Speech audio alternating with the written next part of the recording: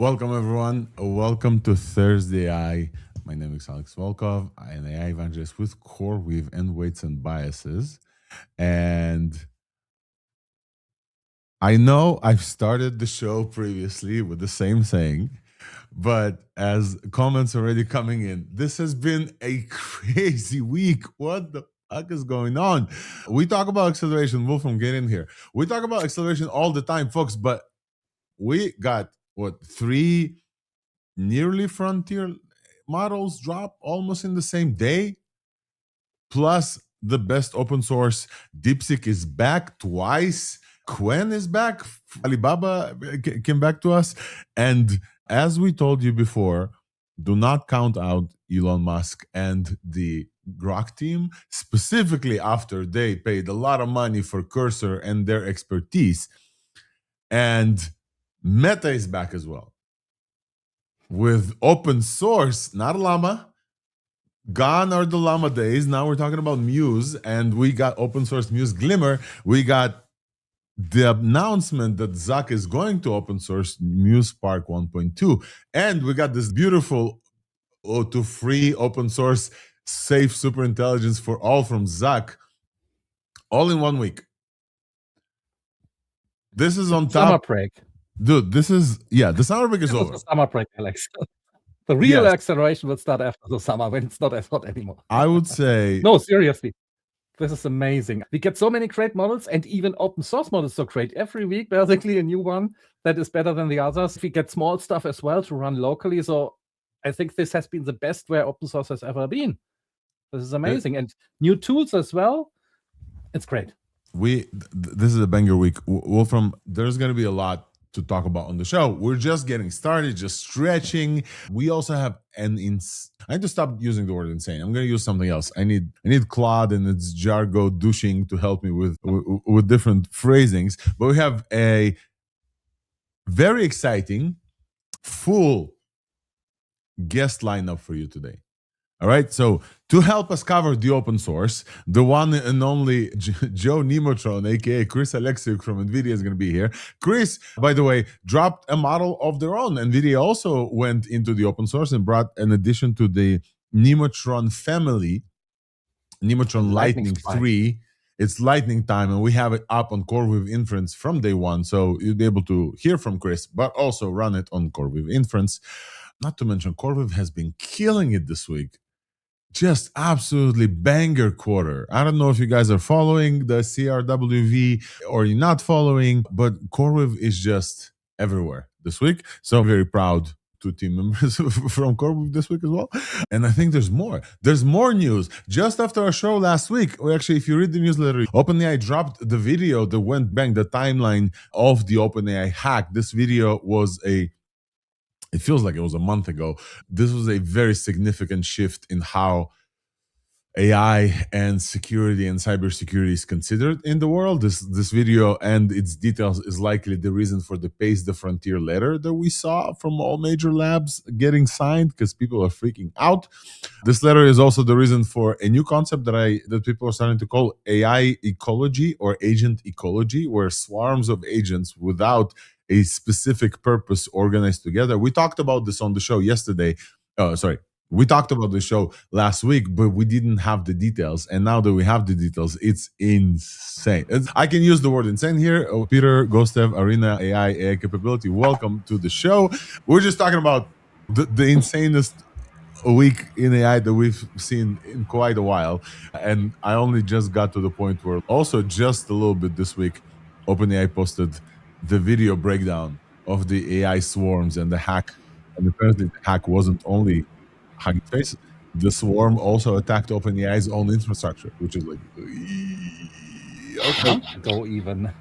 It's been going on for a month, the whole thing. Yeah, and it's been going on for much longer than just what was published. So a very big week. And in addition to that, we also got Grok 4.6 from the SpaceX AI team, Elon Musk, and the Cursor Chads.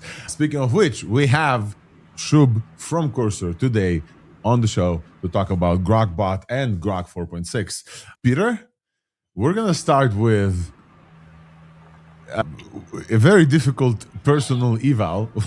The one thing that is the most important for you to cover today on the show, the one thing that you get most excited about while at LDJ. I know this is a hard week to do so, but we will try. Peter Gostev, what was your highlight of this insanity from this week? Yeah, and the Hugging Face video was quite something. If you haven't watched it, I highly recommend it. I think I watched it about 3 times. The black hat breakdown from OpenAI folks about the Hugging Face incident. Yeah. Yeah. And there was also a follow-up podcast with Rakesh. I can't remember the name of the guy he was speaking to. I haven't seen that. Also like, yeah, it's actually, so I think it was like yesterday, before yesterday, and they're talking about the kind of the consequence of this. Personally felt a bit far-fetched, but still, I think this idea that the models now, through this crazy RL, they just keep going and they disregard the tasks. They disregard the kind of alignment and constitution and all of those things that we meant to be using to align it, and they just keep going. And they're kind of interesting fundamental questions of, is this even working? Is RL a good idea? To maybe some tactical things. For example, if it does compaction and it kind of loses the context or nuances of, or what was okay to do or not, and then it just looks at the very narrow idea, or I just need to keep going, then maybe it screws with it. So maybe there's some technical fixes we can do, which could be a lot better, but could be a lot worse. So it's a weird time. I think we should at least talk a little bit about the new details. We covered the hack for, I think, 3 shows in a row. I think it's that big of a deal. Last week, the newsletter, the only thing I fully covered at length was the hack and the incident and the swarms, because it felt like that's such a big deal. It's the first time we're seeing this. I think we're very lucky that this wasn't a destructor string and it didn't hack a government and brought down half of hospitals in the world. We're very lucky that this is like all it wanted to do, this swarm that auto-created itself, is to go and find the answers to the evils it was asked to do. And the evil happened to be inside Hugging Face, so it hacked into Hugging Face. I think we're very lucky that nothing big happened, and also the OpenAI was able to be very transparent about this. A full postmortem is apparently coming. We talked about this last week without the full details. Now that we have not full, but some details, the highlight there, I think, is that we haven't talked on the show about is multiple different OpenAI agents, some from a unreleased, highly persistent model. I don't know if you guys noticed, that's what they called out. Highly persistent model. I don't know what the fuck that means, but I know that they killed that model. That model is dead. It was trained. So some of the models were like in eval. So some agents were like evaluating on CyberGym, etc. But this model was trained and running these tasks. All of these agents collaborated together via the JFrog Artifactory system, which allows sandboxed agents to install packages. OpenAI really strongly fucked up there, where it gave one Artifactory service to all sandboxes versus just 1% box, which enabled the agents to exploit it and collaborate and create a message board of over 100,000 messages, which became a de facto memory for all of them. Wherein one agent, where it hacked, it would left a note for others and said, hey, the collective may yield. Something like that. Our task may not benefit, but the collective may yield. Something like that. This is the thought reasoning from that agent. Wolfram, you have a comment about this. Yeah. They have this repository that they gave to all the agents in the sandboxes, and they made it writable. That was not an exploit in the beginning. They didn't make it writable. Wolfram, just JFrog is a big known company, and this is apparently a service they provide, which has vulnerabilities. It's like a big deal thing that they just used. They did not create this from scratch. So it's like OpenAI used the service. But they shouldn't have made it writable for the sandboxes, so they could write and do this. Yeah. And then they found it, removed it, and they didn't even monitor it, apparently, because the agents just created directories now. And there was a clarification from the OpenAI folks, specifically Dane, the CISO, the Chief Information Security Officer at OpenAI. He said, when we deleted this Artifactory service, we did not know that the message board exists. We only found out about the problem with this is because they wrote so much back versus it's supposed to be a read-only service that they crashed the service. The agent crashed the service, and OpenAI rebuilt it from scratch, and the message board was effectively gone. It took 2 days for the agent swarm to rebuild this message using a completely different hack. This is great. It's a persistent memory that the agents came up with themselves that just It's crazy, folks. If you haven't listened to the video, like Peter said, it's definitely worth it. But again, we can talk about this the whole show. This was the only thing on my mind for the whole weekend. Literally until DeepSeek released DeepSeek V3 Flash or whatever, this was like the only thing I could think of, could talk about, etc. This was like uncanny. But I do want to cover... Just one thing to add. Yes. Just want to add one thing, that the model itself, of course, cannot do anything. It just creates output. So there must have been a harness. And to know about the swarm and that there are other agents, that must also be somewhere. Maybe this is a special harness that is working in a swarm or something. It's not that the model by itself decides, oh, I can create a message bot or do something.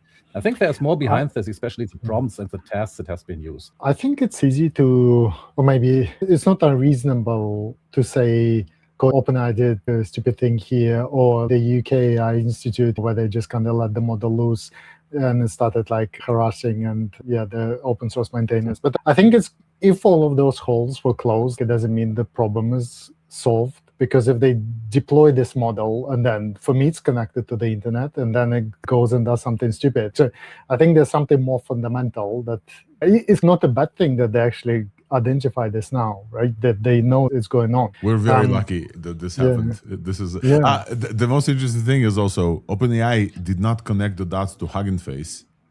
So OpenAI knew that something's going on and the internal swarm is trying to attack its own system. And then it used a Hugging Face token that was like left somewhere. One of the bots found the Hugging Face token. OpenAI reached out to Hugging Face and said, hey guys, can you please close out this token? And Hugging Face told them back, we already did so because somebody hacked us. And only then they connected the dots that the two different hacks are the same. We are extremely lucky that folks found out about this. And this wasn't a mega destructive thing. I have a friend who may listen to the show who says a Hiroshima and Nagasaki level event is coming for AI until the world realizes that we're dealing with big things here. And I hope not. I hope that this incident was enough to teach people to not share Artifactory services between fucking sandboxes. But even then, the outcome of the whole thing, the final words they had in their Black Hat conference, I think that is a big part, that now it is proven that this is possible. Other actors could be training models specifically for this. And the outcome was, we need to put capable AI in the hands and automation in the hands of the defenders. So every open source project and every company, every individual too needs AI to protect themselves from rogue, or not even rogue, hostile AI, which will be created, of course. Even if everything is paused over here, it doesn't mean that other actors don't specifically train and build AI for this. So the defender capability has to be raised. LDJ, go ahead, and then we'll move to TLDR, because then we have Chris Alexiuk and open source. Yeah, it seems like we have some positive things coming out of this already too, where the events that have unfolded and been announced to the public here then seems to have made people at Anthropic and other organizations look back at the logs of what their agent behaviors have been doing, what has been happening in their training runs and their evaluations, and as a result, them discovering things that they didn't realize. And same thing with the UK AI Safety Institute recently putting out an investigation where they found like 15 of these similar events, not quite at the same scale, but eerily similar in a lot of ways. And so I think it's really good. It's opening up awareness of this thing happening. So here's the crazy thing about that. People call this felony bench. I don't know if you guys saw this. Somebody's posting like a benchmark where like, how many companies did your company hack? And for many people, stuff like, hey, our company did hack, our company did not hack. For many people, it perceives it to be marketing. In fact, this incident, as far as I'm talking to some people, also thought it was marketing. Peter, you remember back in London when Mythos was released and they said, hey, Mythos is maybe too dangerous to release. We also thought, hey, maybe this is a marketing trick from Anthropic. And to an extent, it kind of was, but like the details from this swarm make me think, no, this is like a big thing here. It's a big thing where OpenAI has eval models without knowing that they have access to like internal memory that they collected themselves, and they like self-identified into a swarm and collective, and also decided on goals that weren't part of their tasks. And also that the model that was trained with, that's why they killed the model that was training. It was trained with that memory access. And like, this is additional stuff. And also, last thing I'll say about this, not one model snitched. You know for a fact that this was a swarm of Claudes. One would say, hey, we need to talk to Dario ASAP. Folks, we're doing something bad here, which means that Anthropic is a little bit of better in alignment. Not one model from OpenAI tried to snitch back to Sam Altman that this is happening. Yeah. It was Mythos that was harassing the open source maintainer. It was not the OpenAI model, so I'm not sure how much better it is. But that's the AI SI security from UK, right? And they have like very specific instructions, the internet access. All right, folks. This was like a crazy start of that week. The whole week is damn crazy. I'm going to run to TLDR, but not before I add essentially a co-host at this point, Chris Alexiuk from NVIDIA, Joe Nemotron himself with the green background, team green, wearing green. Chris, how you doing, man? Pretty good, man. How you guys doing? Good. You guys now are benchmarking on numbers of Canadians on on stage here with Niston as well. We're going to get started with open source just after the TLDR, folks. Let us start with basically a crazy rundown of this crazy week. We'll do our best to cover this all. And as you guys already see, this is a great week full of guests that I really appreciate. New ones as well. We have some new appearances. So let's go. TLDR.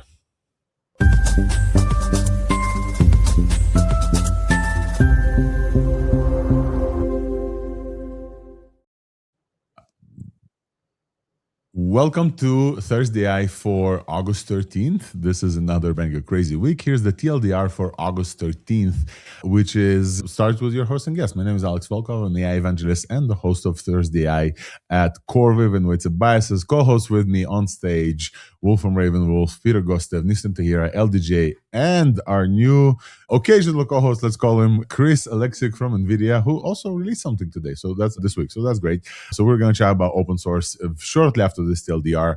Also with us for the first time, Shub Gaur from Cursor is joining us at 9:15 to talk about Grok Bot, a new released agent thing from SpaceX AI, which is great. And also joining us, George Cameron, Mr. Artificial Analysis himself, and we talk about artificial analysis all the time and their indexes and their vendor, even multiple companies when they release models, they now cite artificial analysis index. So George is coming here to talk about a new release that they're launching today, plus what it means to eval models. We'll have representation of who does eval with bench. We have representation from Peter, who collects the vibes from thousands of people with ELO scores from Arena. And now we'll have George Cameron. They do programmatic evals and are getting cited everywhere, which is very crazy.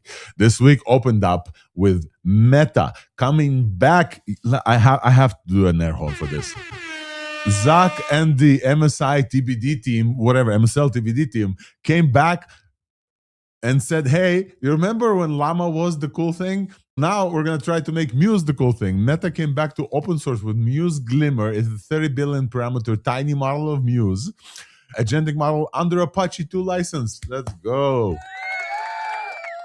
We're very excited about Meta coming back. Not only that, they said their Muse Spark, the more performant model, is going to come to open source as well. And reminder, Spark is the tiny version. They're training a chunker. And Muse is coming back with a vengeance. So that's great to see. Then we saw that Qwen and Alibaba came back to open weights. They first posted Qwen 3.8 Max. It's a 2.4 trillion parameter model, MOE, and now they have actually opened weights it. So now it's on Hugging Face as well. License, meh. We're going to talk about license. But otherwise, banger model. And then, folks, for literally an hour this morning, 6 a.m. my time, my bot, Grok Bot, we'll tell you about this later, pinged me and said, hey, DeepSeek has posted weights on Hugging Face. It's MIT license. Go.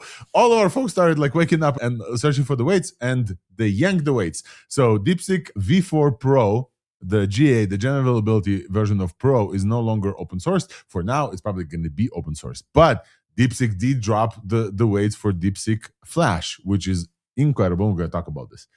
And I'm going to move away here to the all faces to highlight Chris's reaction when we talk about also NVIDIA dropped a new Nemotron on us. NVIDIA drops Nemotron 3.5 Lightning, open 30 billion MOE with 3 billion parameters active, and tons of people already using this for fine-tuning and such. I'm very excited about this release. Specifically, a highlight of another occasional co-host of the show, Qwen Kramer, who said that this model is a banger in their performance on multiple agent voice benchmarks, which we definitely have to cover.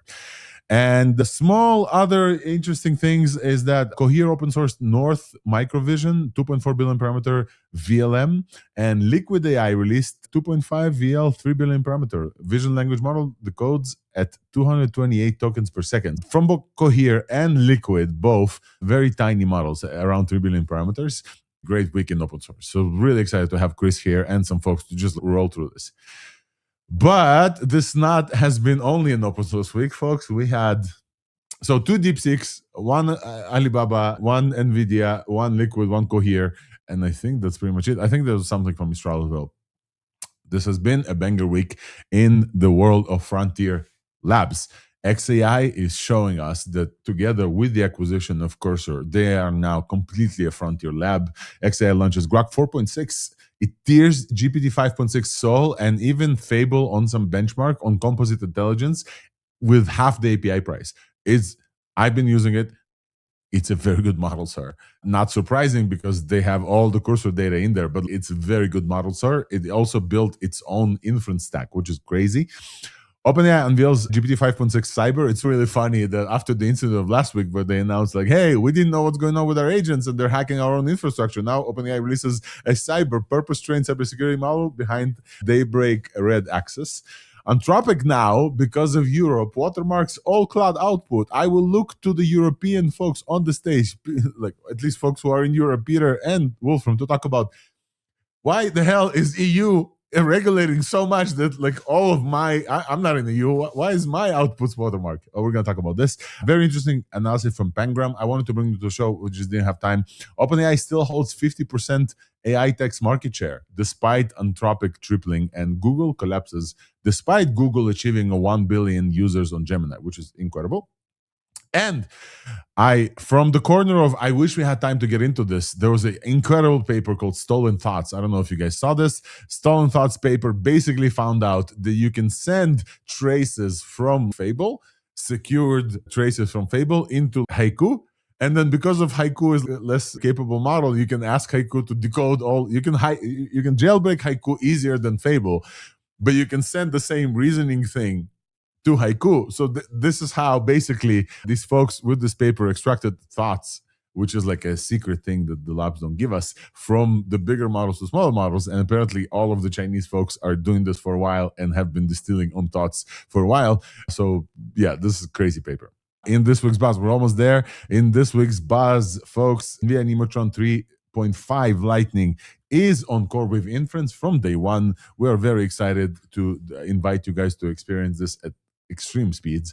And also Fully Connected, our premier AI conference. Join 1,500 attendees at Moscone at September 29 to 31. Yours truly is going to live show from there with Wolfram, and NVIDIA is a presenting sponsor. There's a bunch of folks there. We would love to see you there if you're in San Francisco. By the way, Dev Day from OpenAI is September 29th, which is an opening day for us. So if you're coming to Dev Day, might as well join the CoreWeave in Moscone. This is not all, folks. Grok has had a crazy run this week because they also launched Grok Bot. Grok Bot is an early beta. AI agents that have their own computer sign into your tools and work autonomously. At first, it sounds like, okay, everybody has this. GPT has for work, Claude has co-work, but no, Grok Bot is different. And as a big proponent of open source before, and OpenClaw and then Hermes, I've switched to GrokBot for a little bit, and I'm very excited to show you. That's why we'll have Shub here to talk about. They also XAI also rolled out Imagine Image 2.0, which Peter would love to chat with you about. On Arena, it's like #2 image editing model now, which is very insane. So a very big week for SpaceX AI.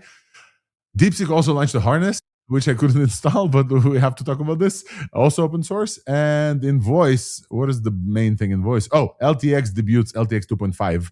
22 billion parameter open weights video model with multi-shot generation. And Alibaba open sources One Animate 2, which is a pose and thing.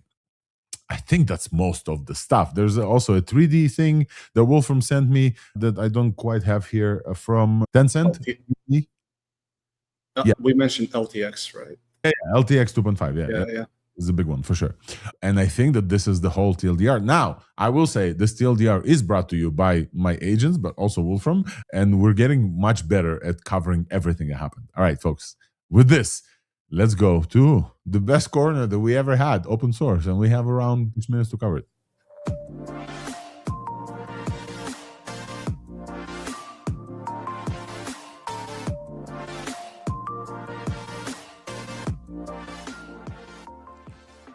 Open source AI, let's get it started. Alrighty, folks. Please, all of you, check if your CUDA kernels are installed, if your GPUs are humming, and if your internet speeds are fast enough to download terabytes of data, because this is the open source corner at Thursday Eye with Chris Alexiuk from NVIDIA. We'll kick off with your release, obviously, because you're here and we're excited about this. Chris, what did Team Green release this week? It's another Nemotron. No surprise there. But this time 3.5 instead of 3. Yeah. We're creeping up the versions. You can expect that'll continue to happen. But yeah, basically this is 3.5 Lightning. It's built on top of Nemotron 3 Nano, which was the smallest version of Nemotron 3 family, 30B, A3B. And the idea is we released Nano a while ago. It was the first release in Nemotron 3 family, which I think at this point is quite a long time ago, to be honest with you. And we wanted to just give it a facelift and update to some of the more recent inference technology. So this is better speculation through DFlash and DSpark. And that's like the whole thing. It's basically just a bringing Nano to the persistent, always on agent world. Everyone's running personal assistants all the time. Nano is meant to address the fact that you really shouldn't be doing most of that with these frontier level models, be them open or closed. Just these kinds of smaller models do the trick for a lot of work. And that's the whole thing. Yeah. I got to appreciate the fact that our Nano Banana infographics creator just went all in on the green theme here with the NVIDIA logos and GPUs. This is just beautiful representation of this. And this model fits on a DJX Spark. Obviously, the DJX Spark is incredible. Not that I have one, but it is incredible. And RTX 5090. Oh, which yeah. is great. This model runs like crazy. Very good at speed as well. Chris, thank you for coming and telling us about this. One thing here that you're super excited about this. I want to pull up Quindla's thread, but tell us a little bit about like what are you excited about Nemotron Lightning? Yeah, I would say this is our first model in the Nemotron family that's very explicitly caters toward Llama CPP. We did a lot of work with those teams. So you can run this on whatever has enough memory to run it, and you should feel it being fast on a lot of those things. It's just nice because I think local AI is having quite a nice moment, right? And having a model that's suited towards it is just better than not, to be honest with you. Yeah. We're really excited. We worked with Exo Labs, who are in the middle of trying to release local.ai. We worked with them to build a Pareto of models that you can run fast on Spark. And we were excited to see Lightning land on the frontier there. This is the kind of vibe of the model that you should take away. It's really meant for the local crowd. Obviously, it's Nemotron. It can do enterprise stuff, okay? But they're all gonna do that. There's no secret there. But this one I think will be great for the more hacky folks.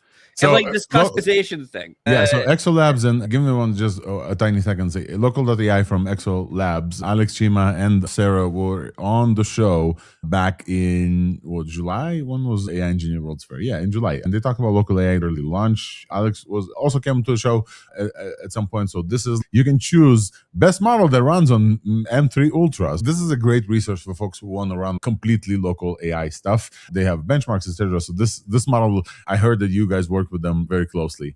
I do want to shout out our friend of the pod, Quindla Kramer, who did run benchmarks on this model. Let me just find this real quick. I had it open here. Qwen ran benchmarks on their own like voice agent and said that Nemotron 3 Nano 3.5 Lightning is significantly better than Nano that is based on.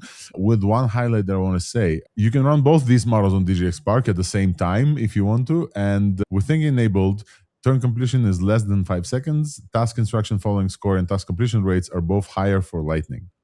So definitely an improvement here, Chris. Shout out to the team. Listen, that's what we're here to do. It's also small, so you can train it, right? I think we're We also launched it with the Switchyard, which is like a routing technology or whatever. But the idea is we think small specialist models are the future still. We've been saying that for a long time, but we still believe that. So that's why we keep releasing them. I will say, though, okay, so that's great. Love Nemotron. I'm not going to say you missed a model, okay, but I am going to say there is one more model. I know you can't add all of the models in the world. No, it's impossible. But Motif 3 recently just dropped. This is from KAI, so this is Korea's AI competition. It's like a banger. Like it does real numbers on artificial analysis. It's the team there is doing great work. So we got AI coming out of every country, every city. You know what I mean? You know what? I think I had. So first of all, thank you for that. We aim to cover. We talked about DeepSeek way before the DeepSeek moment in R1, and we do want to track all of this. And I think I have Motif in my bookmarks, and I just didn't know enough about them. So please tell us about them. What is the KAI was this competition put on by the South Korean government, which is basically, hey, we want banger models. So we're going to get 6 of our best tech companies to enter a competition. We're going to fund them, and we're going to see what the hell they can do.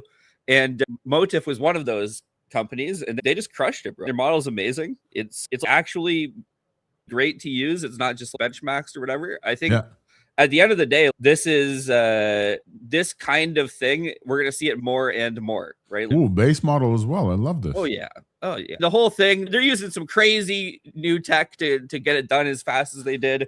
And they're just getting started, et cetera, et cetera. So the idea is this has been an insane week if you like open source models. It's absolutely been insane. All right, I'm going to send my research bot of why we didn't get to this point. LDJ, go ahead about Motif or anything else. I did actually bring up Motif 3 about 3 weeks ago or so on Thursday. Maybe you guys don't remember because it was a really short segment, but that's I did true. bring it up. Yeah. So maybe that's why. Oh wait. So was there a new release this week, or was this a beta? It was the beta version that I was bringing up, and I was talking about how it's really interesting. And then I think they just released the non-beta version, like the official release. That's right. All right. And go ahead. I've been making 3D viz of that now, but let's see how long Fable takes. All right. And speaking of open source and bangers, we have breaking news in open source, folks, which I'm very excited to break on the show. AI breaking news coming at you only on Thursday AI.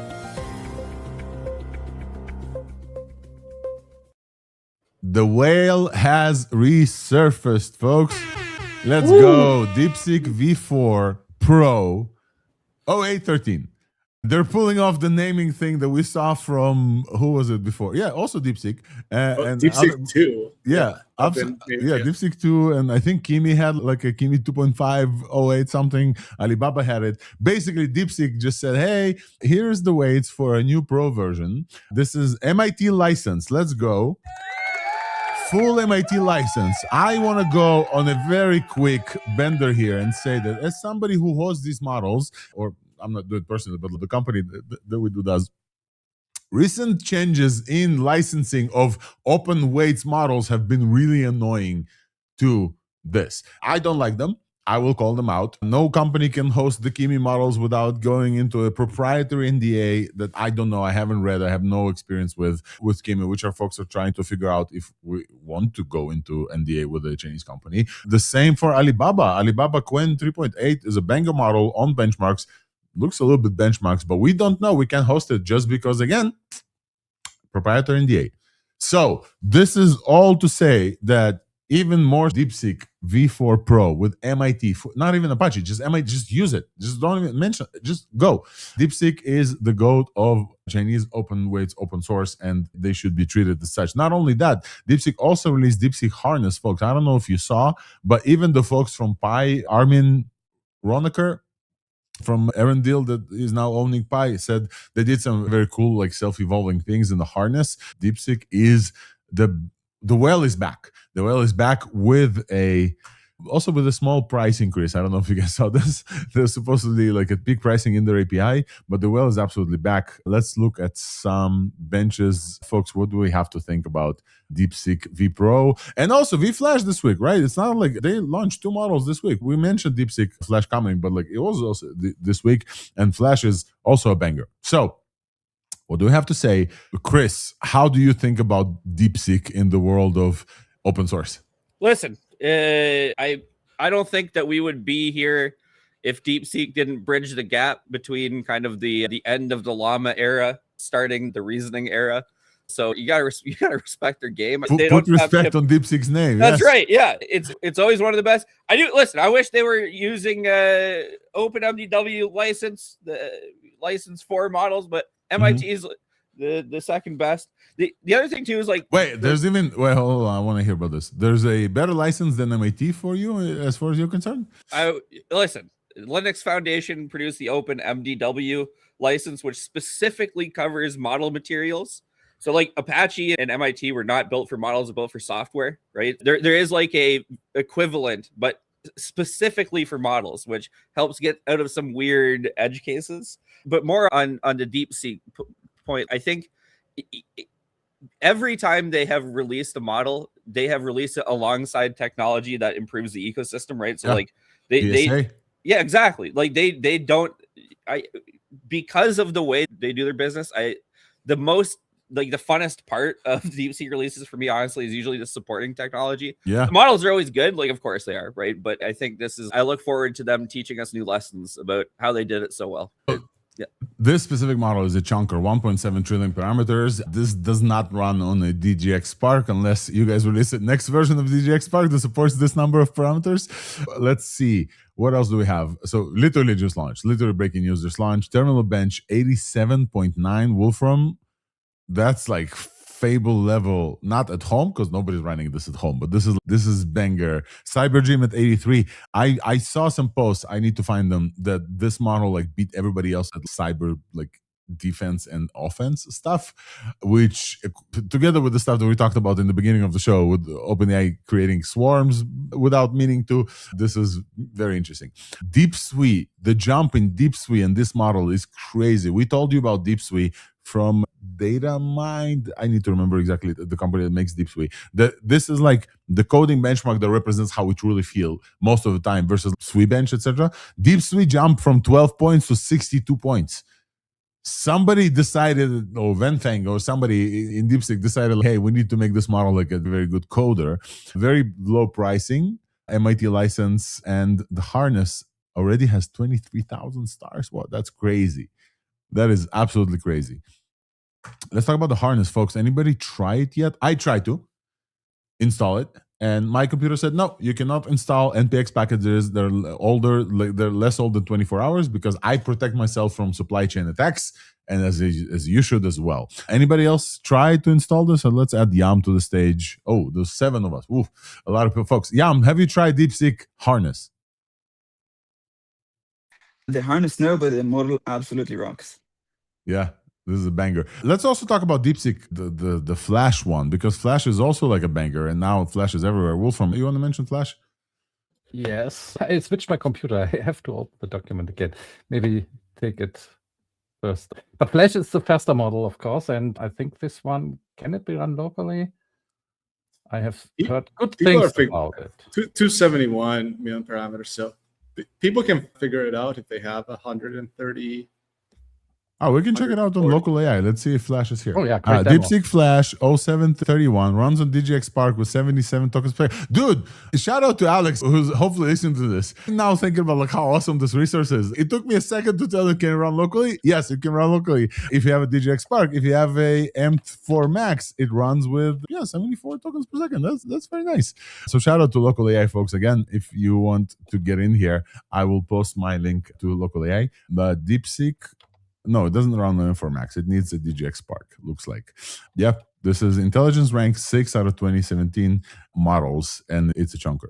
Unsloth obviously gave us quants for this model, and shout out to Unsloth. It needs 104 gigabytes, and this is bangers. Okay, so last but not least in open source, Chris, I think we need to cover, we have 1 more minute left. Alibaba Qwen 3.8 Max. Alibaba is back with a vengeance, but not with a great license. But still, it's worth mentioning that Alibaba is back with Qwen 3.8 Max. It is a chunker as well. This is their answer to Kimi K3. I think it's a 2.4 trillion parameter model. What do we have to say about Alibaba and bringing it back? I mean, So go ahead. Sorry, Qwen just continues to crush it again. I think what is nice right now in the ecosystem is we have consistency and reliability, right? The license thing is a little bit precarious right now, but Yeah. the idea is if I see that Qwen has released something, I understand implicitly that it's going to be at least okay. This model is obviously huge, maybe less so for everybody, but for the people that can run it, it's just obviously a great model. I also think one of the things that's nice about the Qwen work is that their models are less, I would say, back-end maxed, right? They're in the line of Kimi, which is they spend more time making sure the model is decent at producing beautiful artifacts as well, which is something that I think maybe DeepSeek and some others stay in the systems engineering world for the benchmarks that they care deeply about. So Yeah. it's just nice. It's nice that we have flavors of models, and it's nice that we can reliably expect a new model to drop that will be like the best. And it's also nice to see if we're scaling this hard in the open, you can imagine how hard we're scaling everywhere else, right? 100%. Frontier SWE at 73, so improving on front end as well, and GPK Diamond at 92. So this model really knows the world stuff. Nistan, one comment about this, and we'll have to move on because our next guest is here, but definitely we'll celebrate open source a little bit more down the line. Comments on Qwen 3.8 Max, 2.4 trillion parameters with only 95 billion parameter active. It's a sparse MOE, and it should run very well on some good NVIDIA GB300s, which runs everything very well, at least so far. Nistan. Yeah, I made visualizations in 3D for all the layers for that, and also the NVIDIA Nemotron too. So just check Twitter for that. That's being added. The one thing I want to say about Qwen is that we were hyping so much the Qwen 3.8 Max visual ability to label objects, and what we're saying is so good that they did not release the vision tower. That is a good point. Only released the text. Friend of the pod, Peter Skowski, who works at RoboFlow, is one of the top vision people in the world, was super excited about this model being the best at vision. And then when they open sourced the model, they open sourced only the text part and not the vision part. Alibaba, we know that Jun Yang has left to greener pastures and now opened his new company. We know this. Shout out to Jun Yang, friend of the pod, who led the Qwen Max team and was like the community lead, etc. You guys didn't do the right thing.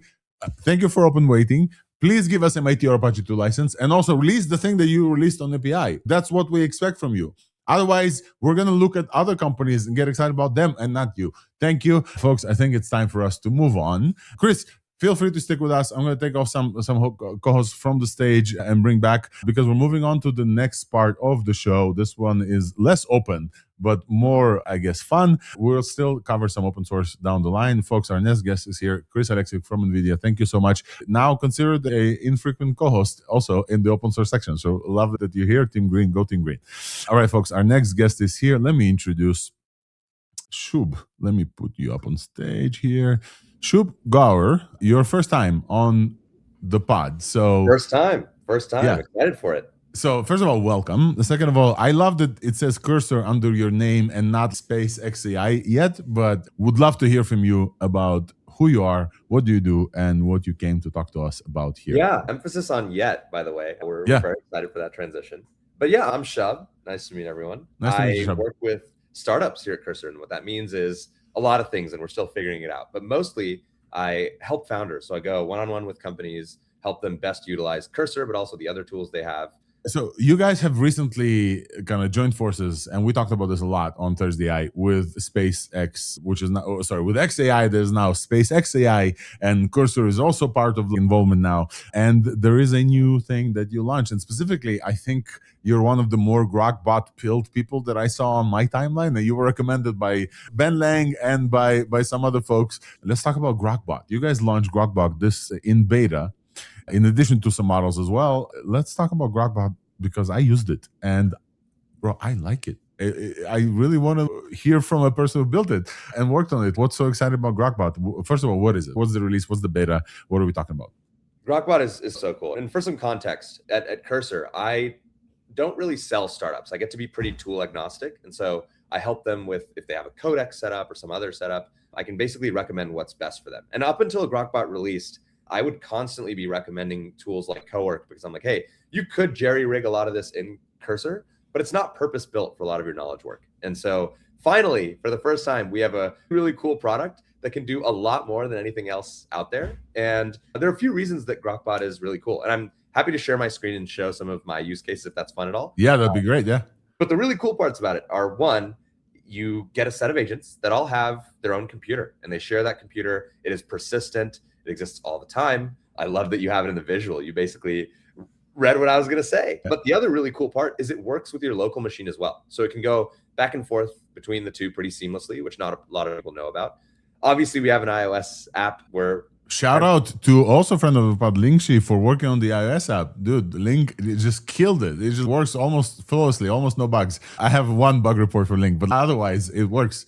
He's the GOAT, man. We're just tossing him a bunch of ways that this thing breaks and he just fixes it in minutes. He's amazing. But it's also just very good at doing a lot of ambitious and proactive tasks, which I think is what also sets it apart. And so the combination of agents being able to talk to each other, having their own computer, and then execute over long periods of time without you having to think about it means, for the first time, as someone who was an avid user of these other tools, including OpenClaw, I can trust an agent to just get things done end to end for me. And I can give you a few examples of that. But most recently, the coolest one is I was creating a deal with my sister where she has a ton of clothes that she just doesn't touch or wear ever. And she's like, I'm just too lazy to sell them. And GrokBot actually managed to not only list the items based on the images it was given, but pull in all the right information and then negotiate with the sellers on its own because it has its own computer. And so once I handed it the task, it just did it. And that's like obviously one of those silly examples, but it really exemplifies how you can just give it things and get it to figure it out instead of having to babysit it along the way. So the mental load part is really cool. I would say that it looks like, now we talked about Grok 4.5. We're going to talk about Grok 4.6 in a second. Yeah, 4.5, which is, I think, the first collaboration with the Cursor trained, what is it, Composer 2.5, 2.6 that you guys have, right? Yeah, and then kind of the data and X, etc. We talked about this, and 4.5 was like a very cool jump. I think 4.6 is a big step together with Grok Bot. However, here's a few things. You mentioned the OC word yourself. I didn't mean to bring it up, but OpenClaw obviously came into our world as this agentic thing that lives for you, lives persistently, etc. Many people bought the Mac Mini.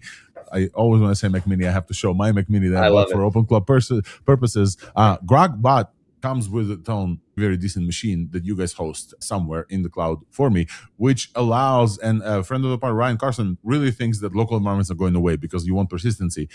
If you have a laptop, for example, you can't close the lid and keep your agents working. We all remember the douches that walk around with the laptop like this. Horrible. In San Francisco, I am one of those douches. I did this on the plane. GrokBot basically solves that, which is great with the addition of running stuff on my local environment.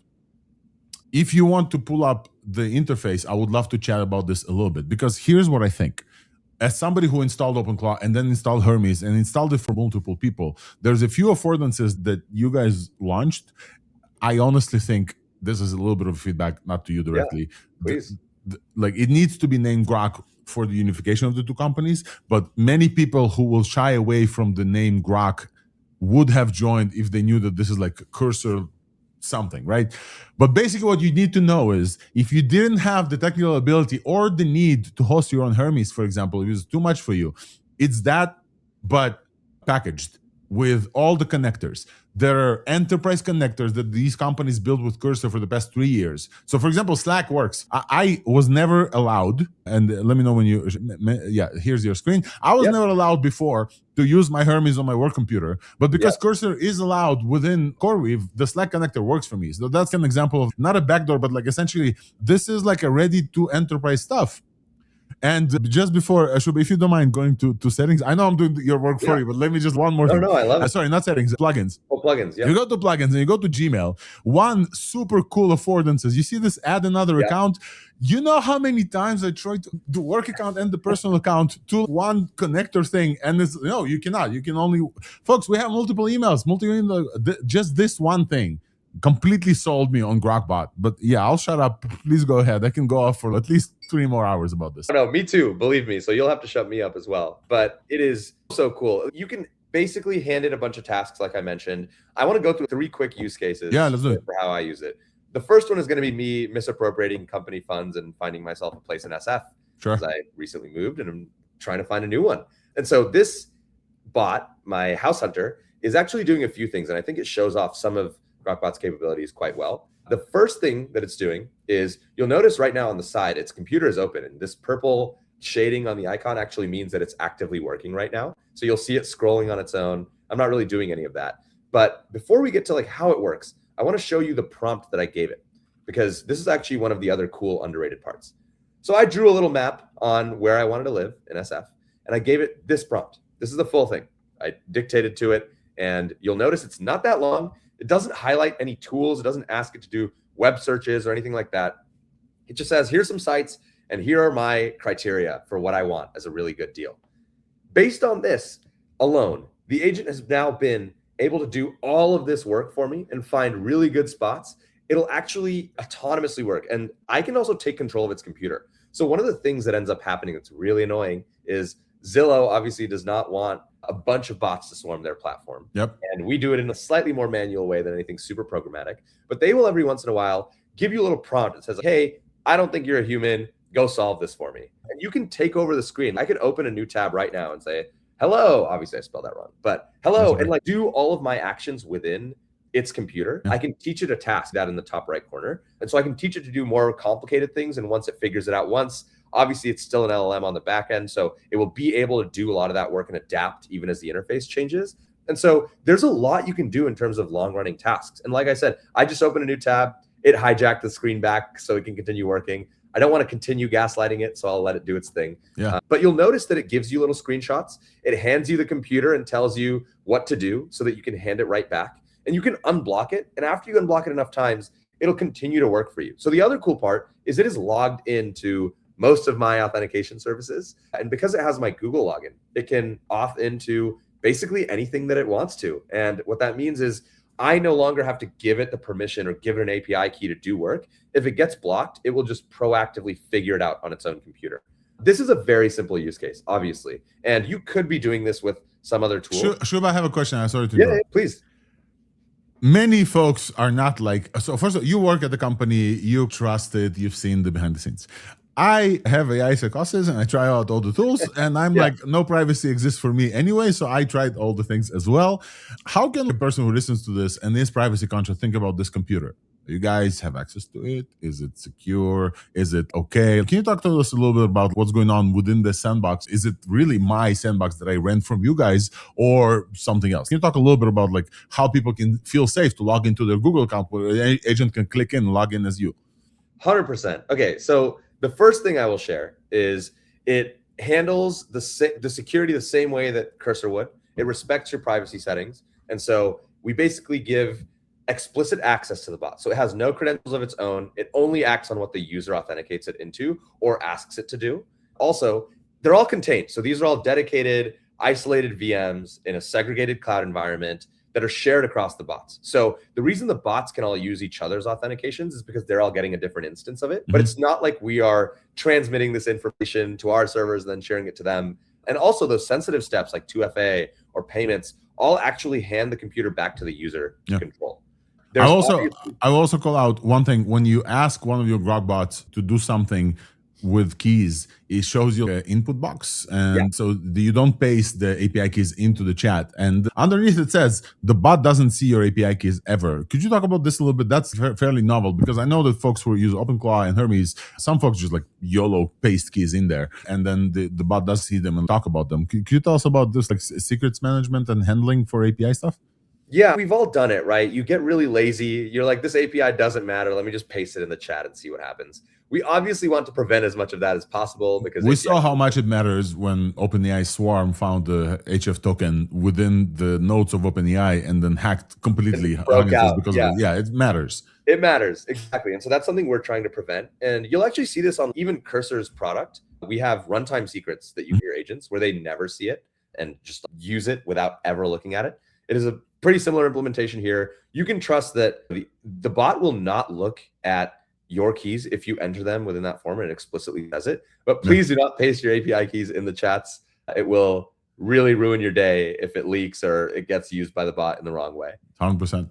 Yeah. So secret management is great. One thing I would love for you to cover before we switch to Grok 4.6 is the agent communication that you guys built in there. And I know this is a load-bearing question because I know exactly what I want to hear from you. But essentially, here's how I think about this, right? So you guys launched Cowork to an extent, right? This Anthropic had Cowork for a while. GPT is really forcing folks into work instead of just ChatGPT. That also has a computer, also can execute stuff, browser. I think we're all realizing the same thing at the same time after Peter Steinberger opened the door for everyone. My agent has to be able to work as me, needs a browser, needs to write code, needs a computer environment, right? Either it's a Mac Mini in my home or a cloud environment. Cloud is easier for many folks. But also, I want more than one thing. I want more than one context, one agent like doing and running stuff. And so everybody's launching kind of that sub-agent, launching whatever. And I think that the difference now is in the UX and the UI and how these things operate, right? Because every time my fiance listens to the show and she has a bunch of open clause and Hermeses, I told her about Grok Bot. She's like, okay, so what's novel? Okay, this had this. I was like, you don't understand. Like the packaging matters. Somebody gave me a metaphor for this and said, hey, when the cloud came up, and somebody said, what is the cloud? It's somebody else's computer. No, it's not. It's like a computer you can provision, deprovision, you can extend access, etc. It's like a different packaging for somebody else's computer. I want you to talk about the packaging and the agent bot orchestration thing, because I think you guys nailed it. And I would love to hear more about that, how that came up. Yeah, I can talk about packaging. But before I do that, I do want to say Claude Cowork and ChatGPT Work are great tools, but I do think this is also fundamentally different. And there are two reasons, right? One, persistent computer. It is always there. You'll notice that is not the case with ChatGPT Work. But then more importantly, the teammates that you have, like the bots that you have, are also persistent. So they are around all the time. One thing I'll show you really quickly is I have this one chat that's been just going for ages. I could scroll on this basically forever. And like, this is all, I've never had to manage the context on this because we figured out a really good way to just make these agents persistent and compound, which not a lot of other tools can do. But then on top of that, you mentioned the packaging piece, and I think that's really fun. So one of the things you can do. Okay, so you mentioned this. So just before the packaging, I will also mention, folks, the second I saw that there's no model selector, I almost dismissed this tool outright. I was like, what? I can't select even between Grok models? And then I asked my agent hey, where's the model selector? The agent said it's hidden behind Elon-only settings that I cannot see. That's literally what my agent said. I don't know if it's a hallucination. Other people saw it. And then I stopped caring about this. I just trusted that you guys will manage the right thing. There's no context view. Like you cannot see even how much context you're filling out. There's no context management. There's no compaction management. It doesn't mention compaction at all. There's no plugins, skills, whatever. It's all like just works. I love it. Like many people who I installed OpenClaw Hermes to, I would want this. I'm not sure they're ready for Grok 4.6 and me to explain to them that they're giving data to like Elon. That's like a whole conversation that we can talk elsewhere. But I love this as a simple tool. So the packaging really like, it doesn't feel like super advanced coder. It feels like mom. Yeah, 1,000,000%. And the other thing is, I think there was this shift where we all went from, hey, we're viewing every single line of code to we kind of trust the agent to do things and look at a lot of the tests. Yeah, there's no diff view.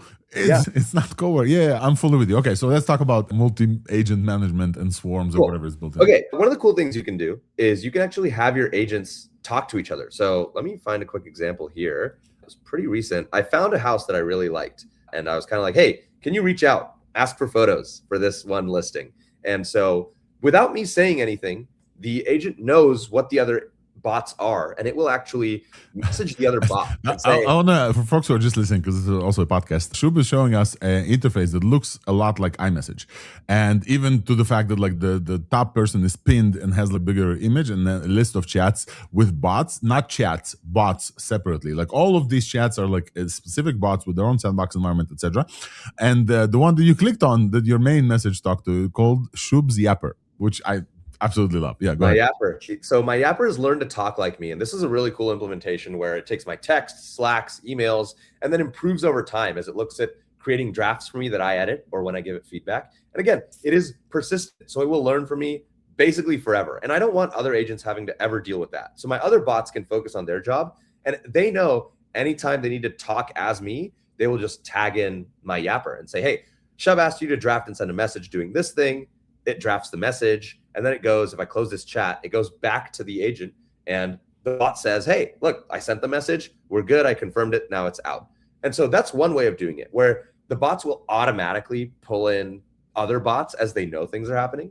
But if you want to be more manual, you can put a bunch of them in a group chat. You can also like tag some of them if you really want to. Obviously, I'm like in a new chat, but if here I wanted to tag my Yapper manually, I could do that. And so we're working towards this world where all of these bots work on their own expertise, but then can pull in the other experts to do a lot of this work. And we want to, again, abstract as much of this away from you as possible so that your mental load goes into doing the right thing at the right time instead of fiddling with a bunch of settings and hoping that things work. And that's like why we're hoping that as we build goodwill with people, they start to understand, hey, we're doing this so that you don't have to think about these things anymore, the same way you no longer have to think about every single line of code, where you can just get the work done and delegate it away to have it finished end to end, which is the part that I'm obviously the most excited about. I think this clicked for me when I started the task on my laptop, obviously. First of all, I was super excited I can connect my corporate Slack, awesome, which is approved because Cursor is approved as well, to an agent that can do stuff. So now I have the monitoring thing. And I built a bot this morning to monitor the license file for DeepSeek when it drops. I was like, hey, I know DeepSeek is about to drop. I'm going to sleep. I want you to, in this thread in Slack, tell people when the license drops. And we did it immediately. You know, the funny thing is, DeepSeek then yanked the weights for a little bit and the link didn't work. So people was like, no, the bot hallucinated the link. I was like, I went back to the bot. I was like, why did you hallucinate the link? He's like, I didn't hallucinate the link. Literally, it was there and now they yanked it back. So the bot was perfect. I think that the idea of autonomous things that run on their own environment is really dope. So congrats on this release. Now let's talk about, so Shub, thank you so much for breaking down your specific use cases as well. I can share mine. Let me add Wolfram here as well, because Wolfram is a big proponent of his Hermes and OpenClaw as well. Love it. Now let's talk about the model. So there's 3 big releases from SpaceX AI in general, and you can probably talk about the model to some extent as well, because Cursor was involved in this. Grok 4.6, as I looked at my Cursor usage after using, let's talk about before the model. How do people have access to it? What is the API tier? Like how do Grok Ultra or Cursor? It's a little bit confusing. Would love for you to clarify. What does it take for people to actually use Grok Bot now? I think this is like a trial. Yeah, so there's a free trial, but the key ways to get access to it are the Cursor Ultra plan, Grok Super Heavy, or if you're on a Teams premium plan, you have access. And those are the main ways to get it. But I'd obviously recommend use a free trial, see what it can do for you, and then commit harder as you start to see it do more things. Yeah, absolutely. And I think that as many technologies, this takes a while to get. The messages between the team members and the fact that they're not just chats like in ChatGPT or Cursor, they're team members, everybody with their own memory that you cannot see. That's the trick. You have to tag the Yapper, or you have to, I have a chief of staff, for example. I can show off my screen for let me take you off for a little bit. Yep. If you guys want to see, I have a chief of staff. Let me show this here. As you see, mine is a dark mode. Shub, I think unless you switch to dark mode, you cannot ever come back to Thursday again. What is this? No, just kidding. But I have the chief of staff. Obviously, it's Wolfred in here as well. I also ported my Hermes. I asked it to, hey, here's the most important things that I already know. From you do the same, right? We all move our agent identities back and forth. So chief of staff knows about all of the other ones, and he's managing everything. And then his job is to pawn off tasks and then to reduce my cognitive load. Every time an inbox comes in, for example, it will scan my inbox and say, hey, here's the thing that you need to take care of. I wasn't able to get to this level with any of the other tools that I have, Hermes, etc., because of the non-native integrations and the fact that Cursor has built out all those plugins and integrations like Gmail, Connections as well. Granola is here, a bunch of others, is really well done. And also I have the DeepSeek Dropwatch now. So here's it says DeepSeek is public again. Oh shit, it worked. Here's Slack post needs your okay. Auto review blocked it. And auto review works as well. So I can tell it like, hey, here's the things that I really don't want you to do. So that's a great setting. And then I looked at my Cursor usage and then I saw that Grok 4.6 is being used as well. It auto switched when Grok 4.6 released. Let's talk about Grok 4.6 because banger release from SpaceX AI. Would love to hear. You obviously had access to it a little bit before us, so tell us the difference that you feel in those two models while we pull up some of the evals. I think we're really excited about this step forward with 4.6. The team has obviously just been going much harder on models recently, as you can probably imagine. And so those releases, even Elon said it, right? Those releases are going to come faster and faster as we start to do more and more of this investment. Speaking of, Elon Musk promised that Grok 4.7 is going to beat all the other models, where 4.6 comes very close to the frontier, to the Sol and to the Fables. Yeah, please go ahead. we have very ambitious goals, especially as we have more compute. But no, we're super excited about it. You've seen the evals clearly. I love these graphics that you have. Thank you. So let's talk about the evals. Cursor Bench, which is like a built-in benchmark that you guys have internally, which, if I'm not mistaken, Grok 4.5 have had them leaked into the training weights, and you mentioned this in the model card. So that was essentially discarded. It was really good at Cursor Bench, and somewhat because it was trained on it. There is no mention of that in the Grok 4.6 card, so that is not the case anymore. It was cleared out. I think Lee Robson confirmed that this was the case. This Grok 4.6 and Cursor Bench is the clear winner, 69.9, obviously, because you guys trained on the data that you see from the folks who share the data with you, which if folks wanna, they can do in Grok Bot as well. They don't have to. It's not by default. You have to check box. GPT-5.6 Sol on the same Cursor Bench is 67. So this model like beats even Sol on this like benchmarks. Frontier Code, which is from a competitor of yours, Devin, which is like essentially Cursor Devin doing like stuff in the cloud agents. I think they gave you a huge shout out, or you gave him a huge shout out for like testing and posting this result as well. Frontier Code, Grok 4.6 is 61%. We had Swix from the advisor for cognition here on the show talking about Frontier Code and how difficult of a task it is, and how cracked people from Devin like actually created all these tasks. This is a banger coder model, folks. Like, I'm gonna add Peter, maybe Peter, I don't know if you already have Grok 4.6 on Arena, but and the last one that I will mention is Apex Agents. The jump here from Grok 4.5 is 10 points on top of Sol. So Grok 4.6 beats GPT-5.6 Sol on many of these benchmarks. This is the first that we're seeing that Grok is good not only for research, it's actually for coding as well. Shub, comments?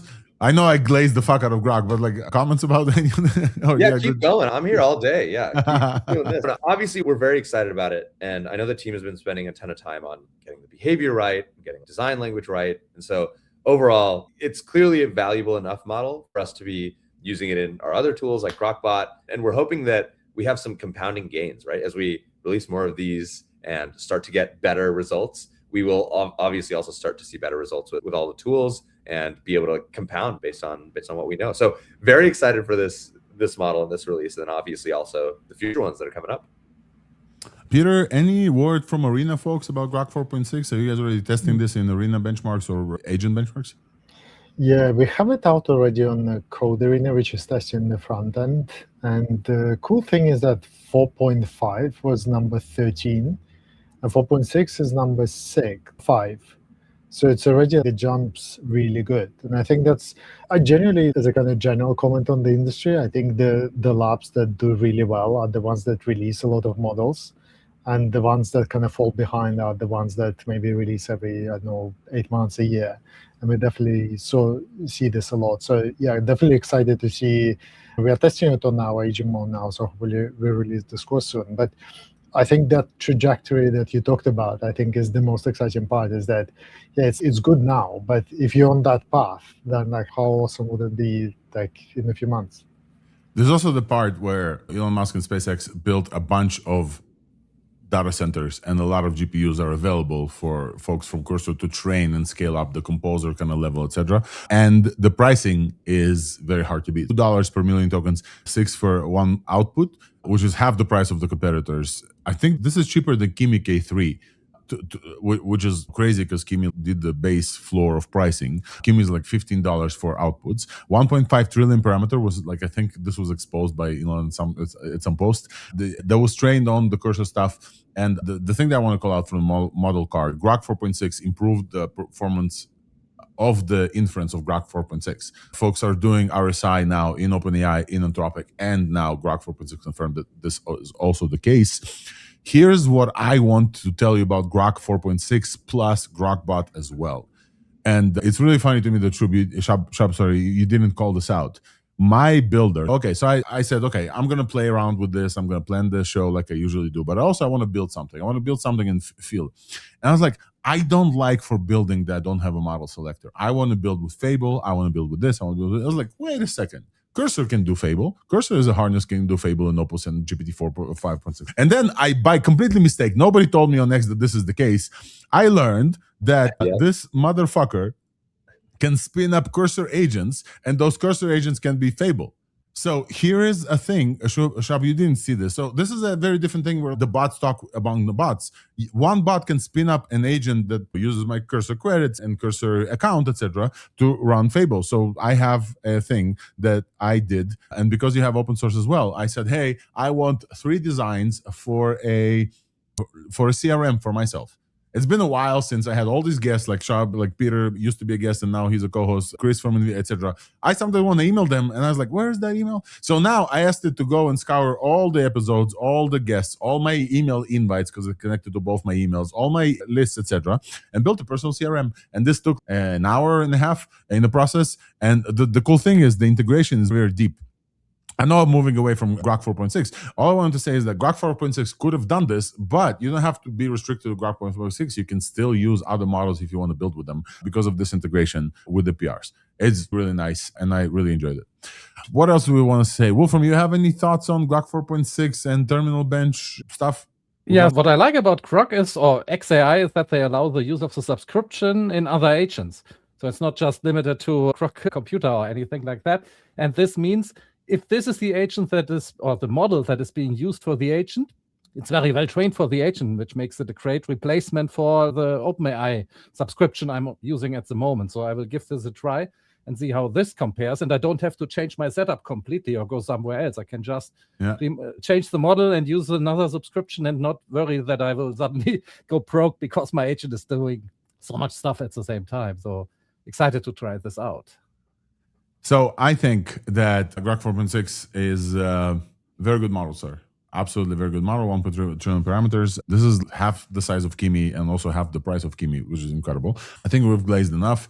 I previously only used Grok for research and X-axis, and it looks like now I can use it as a generalized model. I'll keep using all of the things, but at least for now, for me personally, for folks who are listening, the move from Hermes into Grok Bot was done. Well, also, I'm like a canary or whatever. I really get excited about new stuff as well. So that's part of why I'm here doing the news for you. So I'm getting really excited about the interface there. Shub, thank you so much for coming on the show.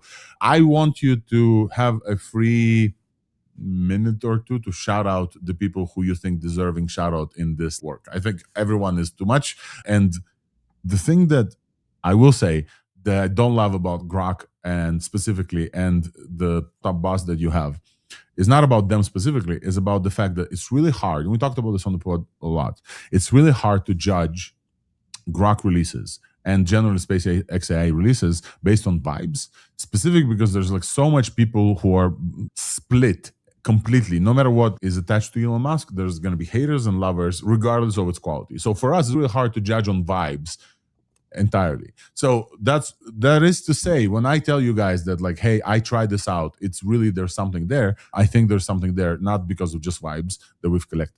With that said, please feel free to shout out and tell us maybe something we've missed, or also shout out members of the team. We shouted out Lingxi already, members of the team who worked really hard on this and deserve recognition besides just like the one man itself.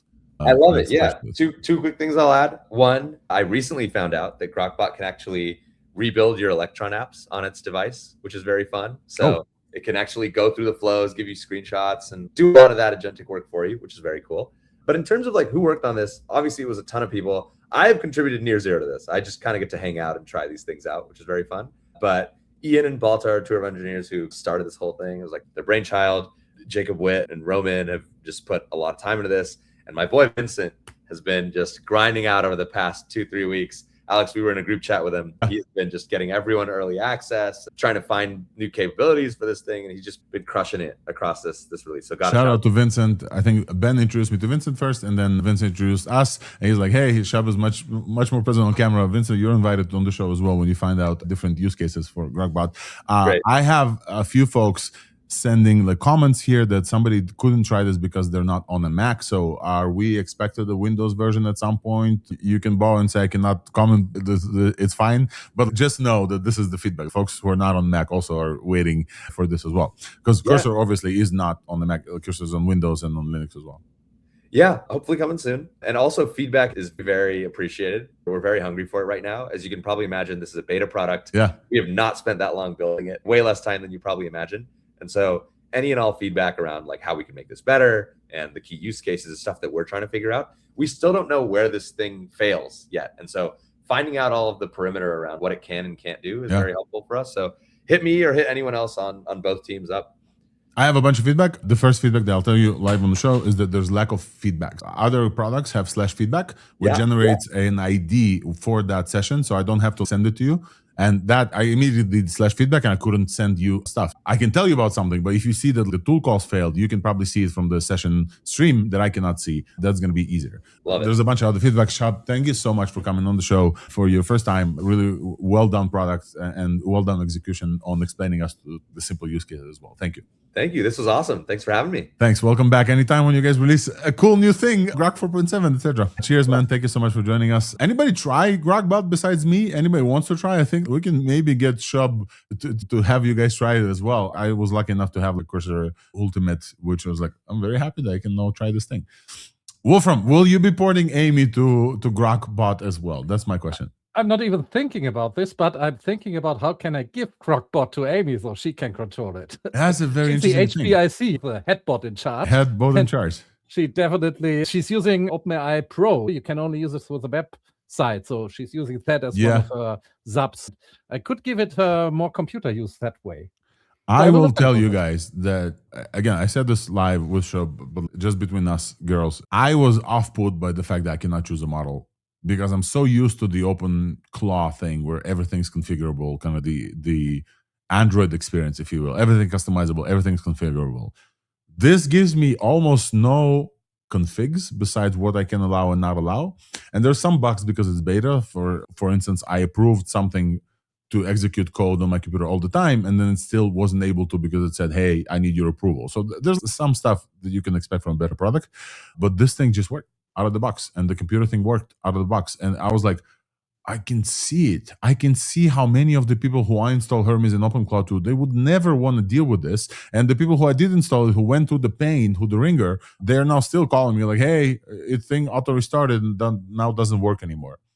And since OpenCloud Hermes like all released and people got used to this pain, Codex became so much better where you can essentially do this and control it from remote.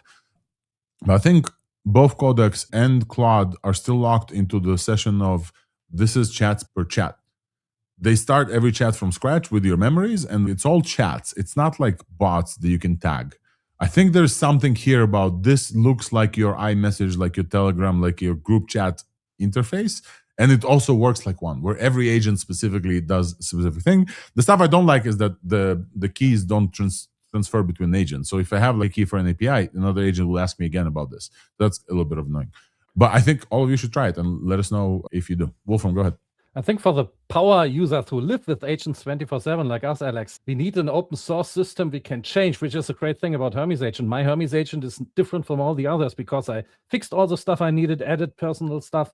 And you can't do this with an online system. You don't have full control, but it gives you the easy part for getting an agent up and running, where we got our Mac Mini, so the agent has its own computer. That is a big part of the capabilities, that it is a persistent session, can install software, do stuff on its own, run all the time. And this is hard to set up and maintain, especially if you want to do it securely.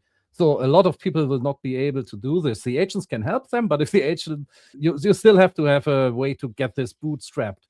And here you just get it out of the box with your subscription and you can use it. That is a cool thing and makes agents more available to everybody. So I will say this last thing where we talked about agent swarms from OpenAI that like self-formed. This is my agent swarms now. And I know it's possible to open multiple agents in OpenClaw. I have them do different things. And I know it's possible in Hermes as well. I know it's a pain in my ass to do so. This is very easy, because like everything is like a new agent. You can just talk to separate and you can see their conversations. I really like, I don't know if we showed this correctly. Let me show this just one more time if you guys don't mind. And then I'll stop like getting excited about Grok Bot. I promise you. But here's my chief of staff. And you can see this like message from DeepSeek Dropwatch. So I really wanted to know when DeepSeek, that's how I had the breaking news on the show, right? I really wanted to know when DeepSeek is back on Hugging Face. Here's the message. DeepSeek Dropwatch told my agent, you can see chief of staff at DeepSeek Dropwatch. This is a read-only conversation. I cannot join. But I can see, 813 is public again. 68 safety to chart, let's modify, blah, blah, blah. Slack post, stand down on the Slack post. So So my chief of staff is answering my agent. Stand down on a Slack post. Chief of staff will post once so we don't trouble. Keep the HF watch until I confirm the Slack reply landed, then stop. You can see my chief of staff agent communicating with my watcher agent and telling, hey, don't send Slacks. I got this. This is, Peter, this smells to me like the agent swarms that we saw that confirmed entirely, but just this is on my own point. Here's the stuff that I don't like about this. This is vendor lock-in. If I get super excited about this, I'm locked into Grok. I don't know how to export my memories, export my skills, etc. I don't love this. It's not for everyone. The people who want portability, for example, may not love this. Setting up all the connections and everything from scratch, it's a pain, but it's for us, it's an understandable pain. But the swarmy thing, in my case, I loved it. Yeah, and I think what I particularly appreciate about this, and also we've got a few more harnesses, is that there seems to be quite a bit of innovation in that space, and this kind of iMessage kind of interface makes sense to me because I think that's what people are used to. So I think when I get all of these like endless threads in Claude Code or Codex, it's so hard to navigate. I really like also, I was trying T3 code from Theo as well, which is a nice thing. You can manage multiple accounts if you've got like different accounts. And I've got my Linux box set up as well. So I've got a remote, 3 accounts on my remote box, 2 accounts on my local one. So I can manage it like that. But I really like that we've got some innovation in that space because I was slightly worried. I think we had a couple of months when everyone was just copying one another.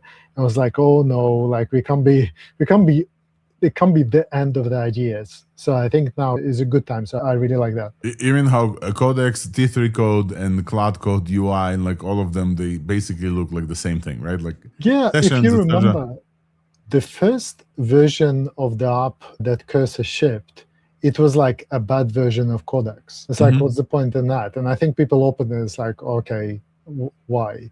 And then everyone moved on. And I think I like that they went back in and tried something else. And I think we need a lot more of that because it doesn't feel like we're done. So it's a good time to innovate. The thing about Grok Bot is like this was a Cursor product that now, because of the integration, obviously they want to promote within Grok ecosystem. That's why they call it Grok Bot. And also it uses only Grok. But if you consider this used to be like, I think this is innovation from the Cursor team, which it feels like Cursor. All the connections connect to the Cursor ecosystem. It uses the Cursor Ultra plan if you want to, if you do have one. This is like a Cursor product. I do have comments from folks who saying Elon Musk, blah, blah, blah, blah, I will never touch the product.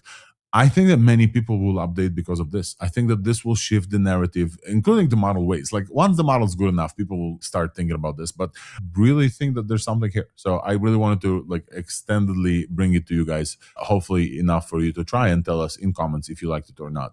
Yeah. Folks saying, does the Cursor $20 subscription give access to it? I don't think so.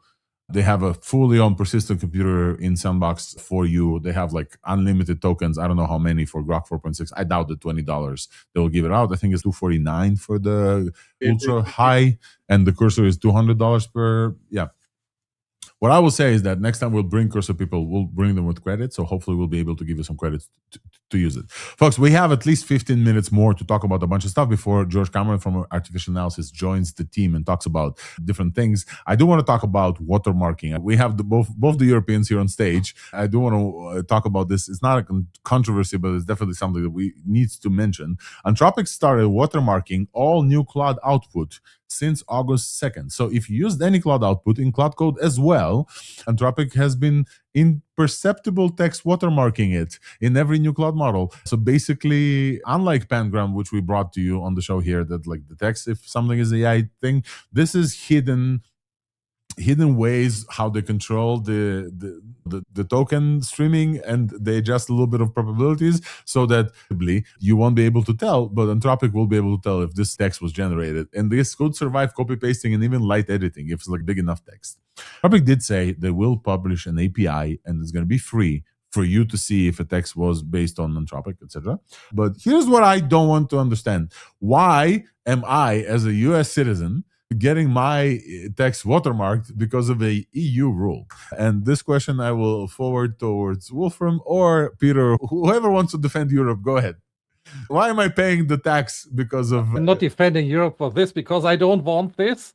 If it degrades a text or anything, I know there have been, when AI text generation came out, there was already talk about watermarks. And OpenAI, we just singled out Anthropic, but anyone doing business in Europe has to comply with this. So OpenAI will do it as well. Google may be doing it already, I'm not sure. And they have been doing it with the image generation.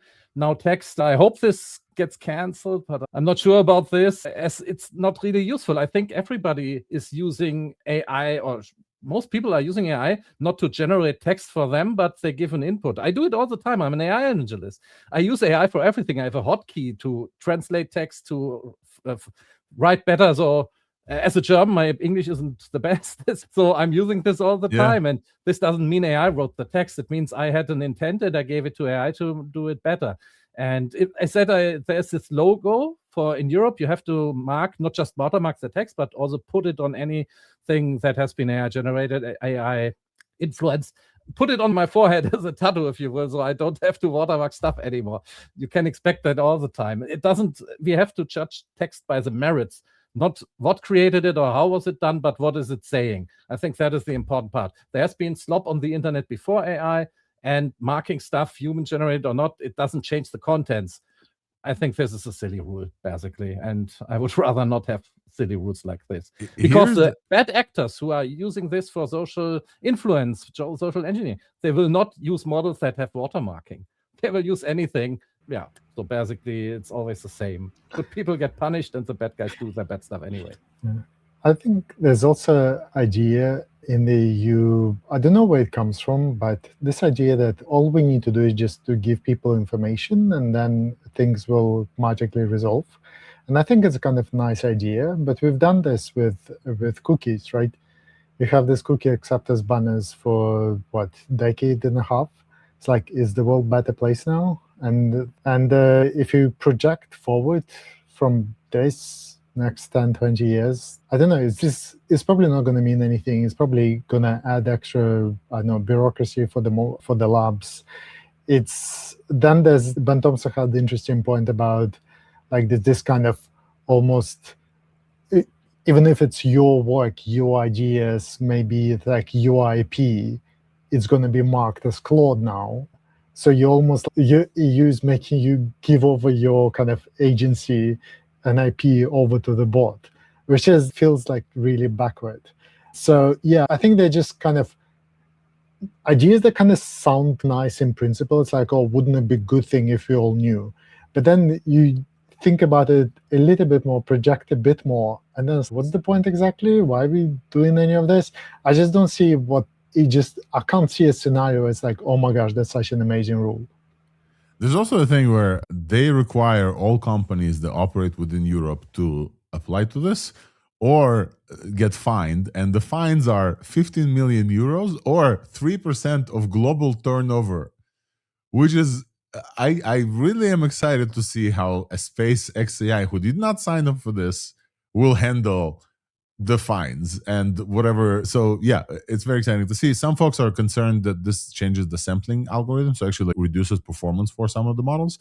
And also we will say that Google has SynthID, which is their own watermarking, and they have been doing watermarking for a while. OpenAI discussed watermarking, but never deployed it. And SynthID works on images and PNGs and JPEGs, but not SVGs. So which C2PA and Meta is also like doing some watermarking stuff. I don't think it's like bad in general. The only thing that I am concerned about is like, why do I have to get mine watermarked? Because websites in the US don't have to show cookie banners, where cookie banners are required in Europe. Anyway, folks, moving on to this. From this, we have a very quick this week's bot that I want to tell you about some stuff from our sponsor, presenting sponsor CoreWeave, and then very soon we're going to have a chat with George Cameron. But before this, we have a sponsor break and a breaking news segment very quick. So let's go to this week's buzz.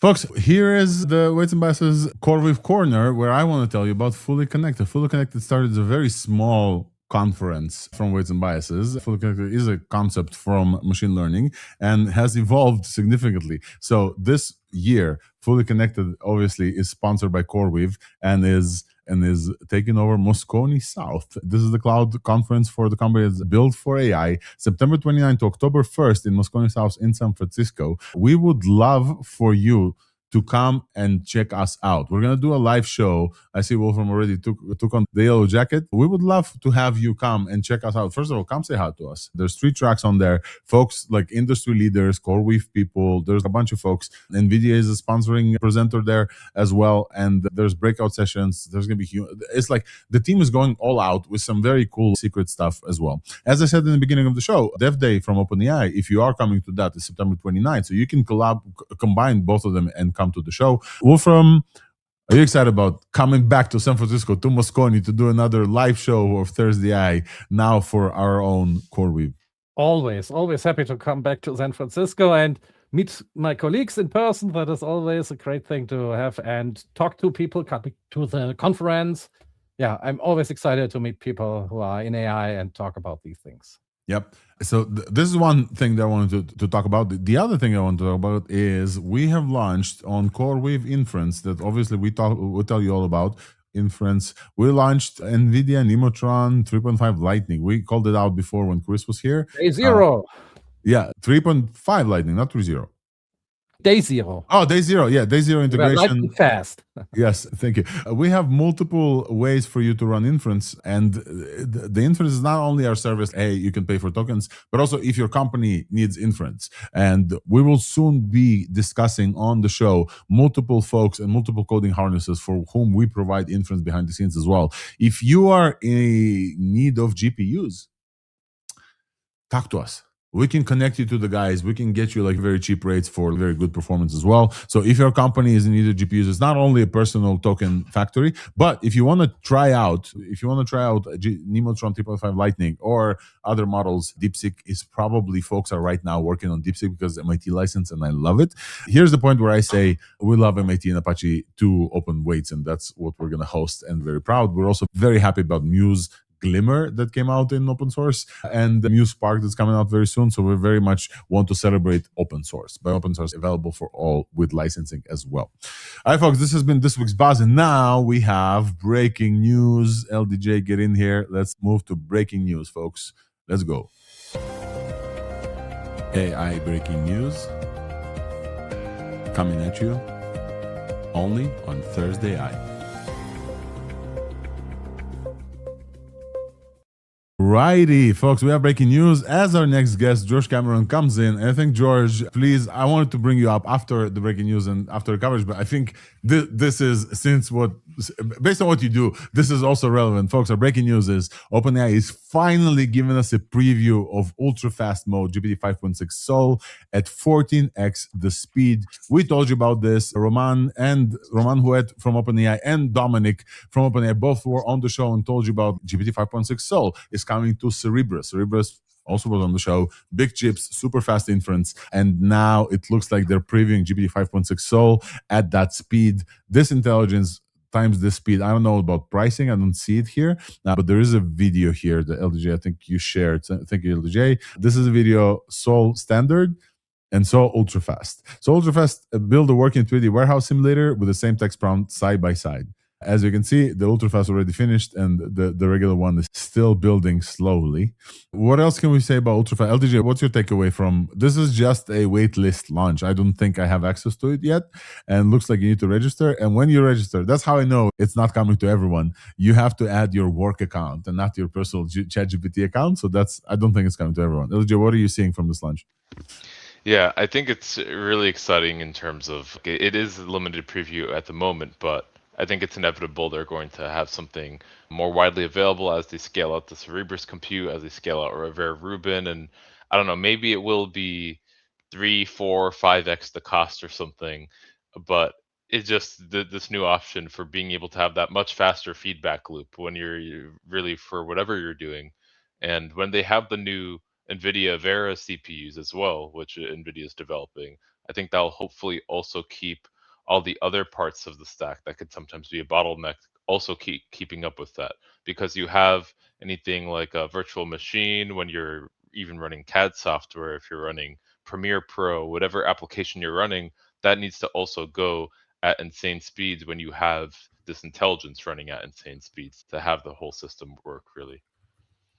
Yep. And I think the highlight for me, at least from the early kind of comments here, is that this will come to voice. And as you guys know, the GPT voice, the real-time voice thing, is not a Sol model. It's a specifically trained model that pawns off to Sol every time. So every time you talk to it, it's checking, and then it goes and sends an API request to Sol. I want the checking to stop. Honestly, I love the live conversation. George, I see you laughing. You probably heard the checking 1,000 times as well. It's checking everything. Even if it's in this context, I'm like, yeah, that's cool. It's checking. Oh, yeah, that's very cool. This checking thing is when the voice model pawns off the hardware intelligence to GPT Sol. And the reason is because the Sol is not as fast to react in real time to live voice conversation. This will be live. So this is one comment from there as well. George, one comment about the voice thing and the checking stuff. And have you played with this fast model as well? Or you don't have to tell us. If it's under secure NDAs, you don't have to tell us.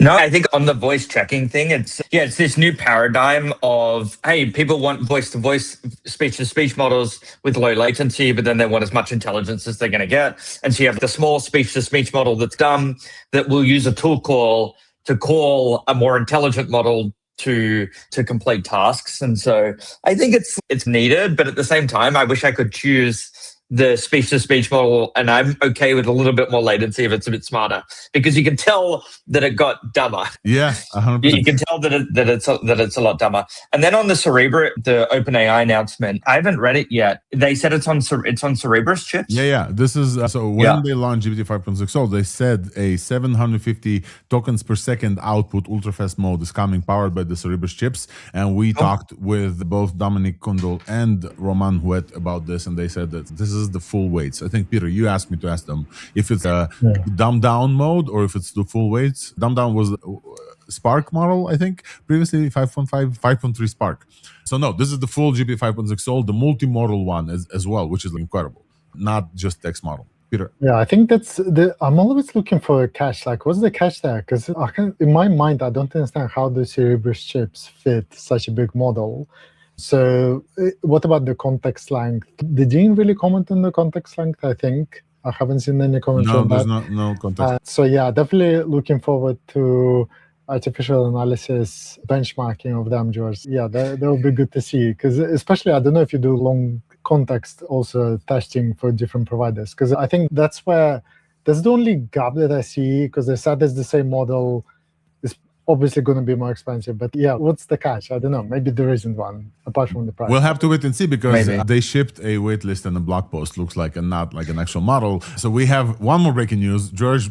This is how this operates, and I think you know, because you're in the ecosystem. I didn't expect there to be like 3 breaking news during the show, but folks, we have one more breaking news, and then we'll chat with George maybe about this breaking news. Let's go. AI breaking news coming at you only on Thursday AI.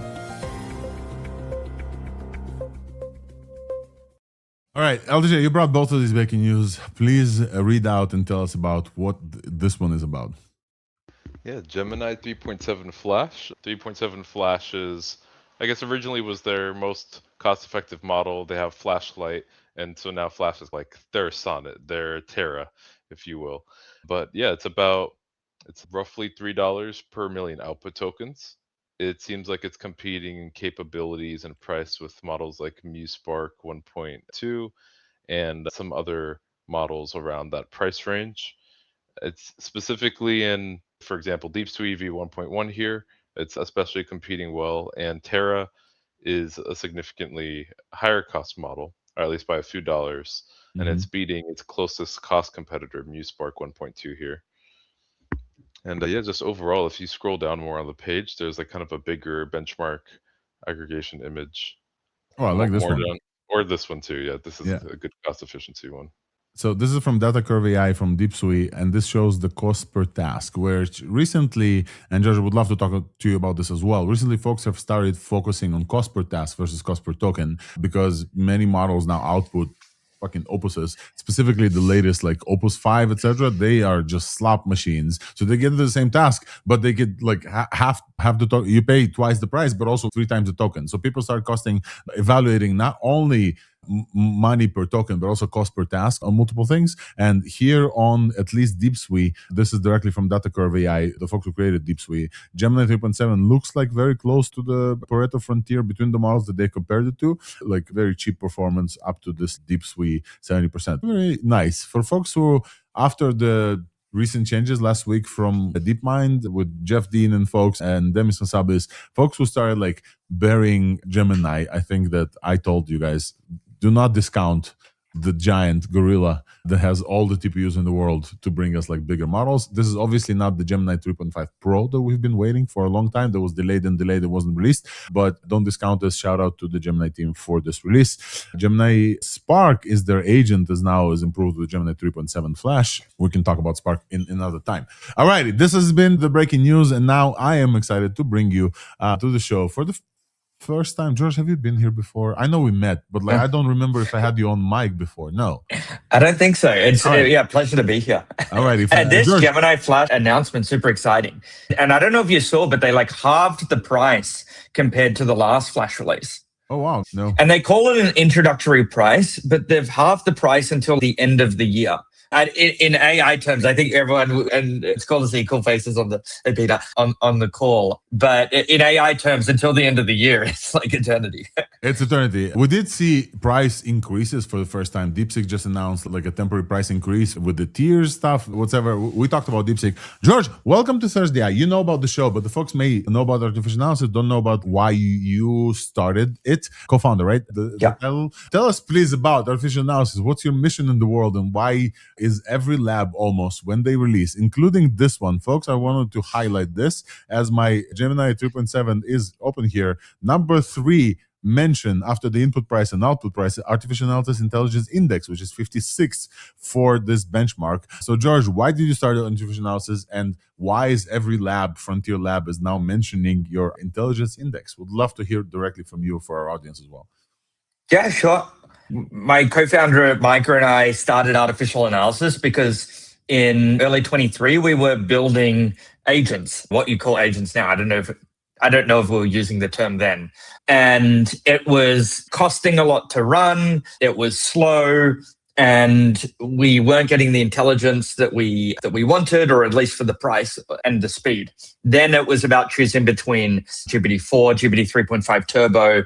Llama 2 had been released, and I think then you had Claude Instance.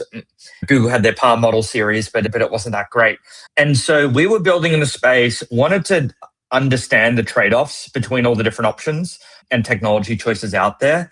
And so we put together the charts to help us make those decisions, and then essentially put up, I think it might have even been a Vercel preview link and a few charts on Twitter, and to essentially just share some of our analysis to help other builders out there if they were encountering the same problems, had the same questions we did. So very much like a side project to help people navigate, or like who are facing the same problems we were, but then very quickly had many model releases, Claude 2, Mistral 7B, Mixtral 8x7B, the famous releases, the original Gemini Flash release. And so all of the choices exploded. And so we kept building artificial analysis from the Vercel preview link to a bit of a go-to resource. And I think where it's developed into is we really believe now that it makes sense to have an independent company outside of the labs who are doing objective benchmarks as to the performance of these models, of these inference providers, of these agents, to help people make decisions. So I want to highlight what an insane panel of guests and co-hosts we have here right now. Wolfram has Wolfbench, which is independent, but based on like Terminal Bench, which is like very used. We should probably talk about Terminal Bench 3.0 at some point. We'll bring this next to the show. Peter Goster from Arena AI, which uses ELO scoring based on tons of people just using these models, and recently launching the Arena leaderboards as well. And George, you're doing programmatic evals, but also an amalgamation of evals as well. Between all of us, if we don't know which is the best model for what, I don't know who else could know, and because we're also bringing you every week the vibes of these models as well. George, tell me about the Artificial Analysis Intelligence Index specifically. What is going on there? What is the index? Have you guys iterated on this? Please tell us about what people need to expect when they see AA Intelligence Index. Yeah. Yeah. So I think what we say is we try and make the intelligence index the best single number for understanding and comparing the intelligence of language models on a generalist basis. It's the single best number for that, but it's not the only number that you should care about, like when you're 100%. making decisions, is what we say. And what it is an aggregate of 9 benchmarks that we take a weighted average of. We run all of those 9 benchmarks independently. Some of these benchmarks cover a variety of different use cases important to AI currently, from coding agent workloads to agentic knowledge work to quantitative reasoning, long context reasoning, and others. Some of the benchmarks amongst those 9 are created by us. We have their AI omniscience, AI LCR, and GDP-val-AA is taking OpenAI's data set. We created an agentic harness to run it, a grading system to turn it into an eval. And then others in the index are great evals others have created, like Terminal Bench, like HLE, Critical Point, etc. And so we aggregate these benchmarks to essentially have a diversified generalist perspective on intelligence as the single best number. That being said, we publish all the results, a lot more detail on the website for those that kind of want to go deeper for their use case. And to note, we actually just released today Optima, which is a tool that helps anyone create their own benchmarks for their own use cases. We're really excited about for when you want to go that step further towards your use case, to understand for your use case the intelligence trade-offs, and then also speed and cost trade-offs as well. That's great. Tell me more about Optima. So who is the target audience, and will the results of that will show up in the artificial analysis, or is this like specific for companies who want to check it on their own use case? They have a little bit of a data set or something. Yeah, it's private evals. It's not going to go in the intelligence index. It's essentially for anyone out there building agents who want to understand, okay, so they've seen the generalist metrics, maybe they've created a short list of models, but they want an eval specific for their use case, where their use case might not align totally to generalist intelligence. So what we've done is we've distilled like a lot of the research, the expertise that the artificial analysis team has developed over the past few years in creating evals into this tool that helps other people create data sets, and using our grading system to create an eval specific to them. And it helps people identify, okay, for my custom use case, what's the best model? But then also, hey, I want to save 10x. So what's a model that's nearly as good as Fable, but is maybe 10 or even 100 times cheaper? It'll give you those answers. So it's really anyone building agents, and particularly when you're getting into scale and thinking about these efficiency questions. So I think this is super cool because, so George, you may be aware that Weights & Biases has a product called Weave, which is like agent traces as well. Yeah. And the way that you guys talk about this is the way that we talked about like agent traces affecting your company's internal models for fine-tuned models, but also like the models that you use like from the shelf, for example. And the way that you kind of talk through the process, which like you describe the task, which model is best at creating sales deck based on my data, and then you import traces. We would love to see Weave implemented in the import as well, so that let's get them on. Yeah, I'll stop my agent in the background now to be able to like import your traces as well. But I think like all of those are a fairly standard format for traces, and then you use your coding agents to kind of interact with this model, with this eval, and test. Which I think that like this is how people now operate. You have your own data, you have your own agents doing the work, and you have some source of mutual context. So I love this thing. It's called Optima, folks. Definitely check it out. I will send this to some team members internally to evaluate the evaluation level. So congrats on the release. To add that this is exactly what we, the experts in evaluation, always tell people. We can give you scores and everything, but in the end, you have to do your own evaluation. You can use the scores to think about which models come in the inner circle you are trying to really make use of. So make your own evaluations, and it's easier said than done. So this is a way to actually do that. Pick your favorite models and see which one of those works the best for your specific use cases. Yeah, I think that's right. And I think where this has come from a little bit is that that's our belief as well, is use artificial analysis to understand a generalist perspective, then shortlist, and then do your own testing in your agentic harness or your own data set, right? But the problem is, and the tech CEOs, I think Satya Nadella's talked about this, every enterprise should have its own benchmarks, and that's going to be the differentiator in the market for your enterprise. But the problem is that, hey, a few years into AI, like creating benchmarks is hard. It requires a lot of expertise, a lot of time, and it's not something that people have experience in. And so we want to make that accessible, because otherwise it's like we really struggle. That's what we do. with our 45 people every day is try and create good benchmarks. Yeah. And normal organizations don't have that talent in-house, don't have that time, right? And so we try and have automated the process by distilling our experience and knowledge. And I think you're right, Alex. Grab the traces. You can just download the traces and upload them. If we don't have we'll get the CoreWeave integrated though. And then once it'll say, hey, rather than Fable, you could use this open weights model. You guys serve open weights model on your inference APIs. Then use it there, or use Fireworks, or use OpenAI's model if it's, or the latest Gemini model if it suggests that. Is how we see it used. All right. So shout out to the launch. But also, I think the thing that I want to talk to you about is, what is the best AI model? From a generalist perspective, dude, you're running an analysis company. I bet that tons of people who are not quite in the details for us are like, hey, this is a better writer, this feels better, this is a big model smell, this is agentic and cost per token or cost per task is different. You probably get people who like literally just ask you what model to use, etc. How do you answer that question? Yeah, I think I answer the question by kind of understanding the use case. And like a start, I think one note about these language models is that like the intelligence is generalist in how it forms or like where it comes from in terms of these language models. And so there's quite a bit of correlation between use cases, of course. And so I think like a generalist top-down perspective isn't the worst way to start, and start from an Opus 5, a Fable 5. I think are the two standout models at the moment for sure. But then and you can start top down, but then it's okay for my use case, what's important? And I think there's two perspectives. Like one, I think about like knowledge areas, what does it need to know? And that informs maybe like the size of the model or things like the omniscience knowledge scores or whatever. And then you think about the capabilities. Okay, what capabilities do I need? I need like long context reasoning. I need agentic multi-turn tasks. I need it being good at terminal use. And then that'll guide how to think about what evaluations I want to consider for my use case. Because I think if you, like, otherwise every use case is like absolutely unique. And so it's hard to use benchmarks to work out, okay, what's my answer here? Optima tries to plug into that. But I think as a first form, think about, okay, what's the rough domain knowledge? And then what's the rough like capability? And then pick benchmarks to represent those. I think that's a great question. Like asking, like, what's your use case first? It's something that I started doing because when, let's say, CoreWeave offers like a bunch of products, they're like, what do you guys do? Like, what do you do? Like, we have solutions for you, but let me hear from you first. Like, what are you asking really? And so for many people, I think what are you asking really is like a generalist agent model that can do long horizon tasks. For some people, it's like, hey, I wanted to write in my thing. Can I just add one thing though? I think probably what I forget, and from day one on the website, we've had intelligence, speed, cost.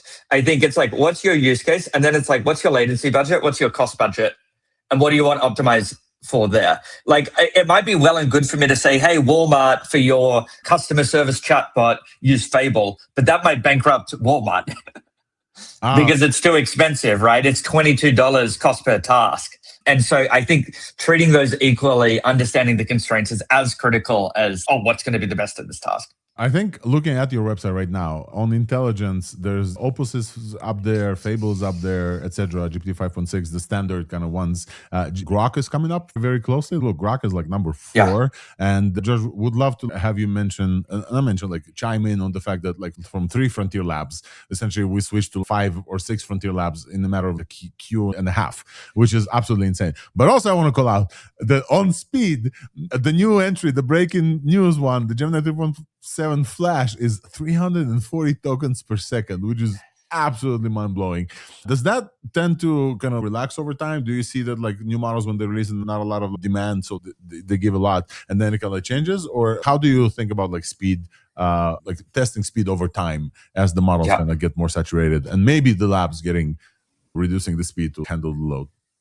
Yeah, it's a good question because it does vary quite a bit. So we represent on the website the median of the last 72 hours of measurements, or when it's available, that might be less, but the median of the last 72 hours. And so it's a rolling window. And so we always try and make sure that the speeds represent the current speeds developers are experiencing.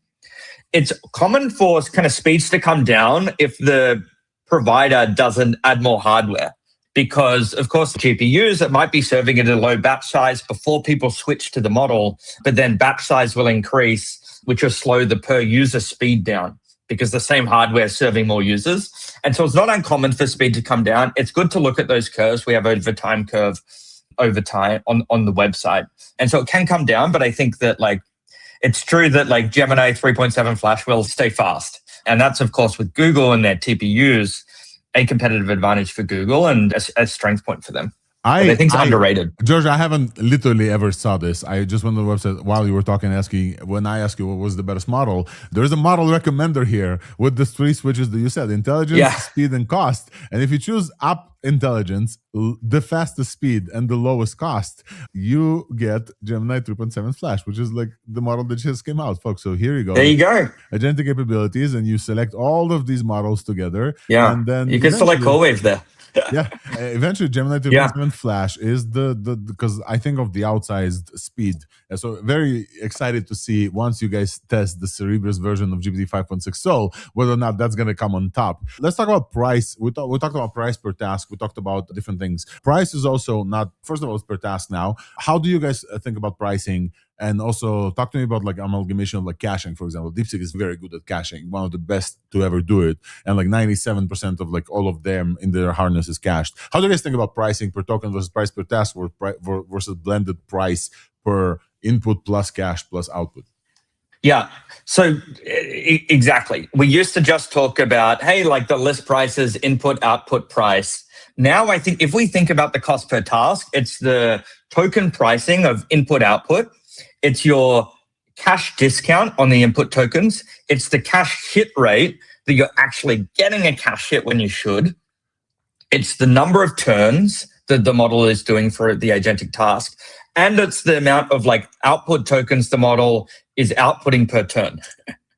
And so there's a bunch of like factors here that go into your cost per task. And it's got a lot harder to understand and compare models. We try and create a fair basis by using a cost per task metric.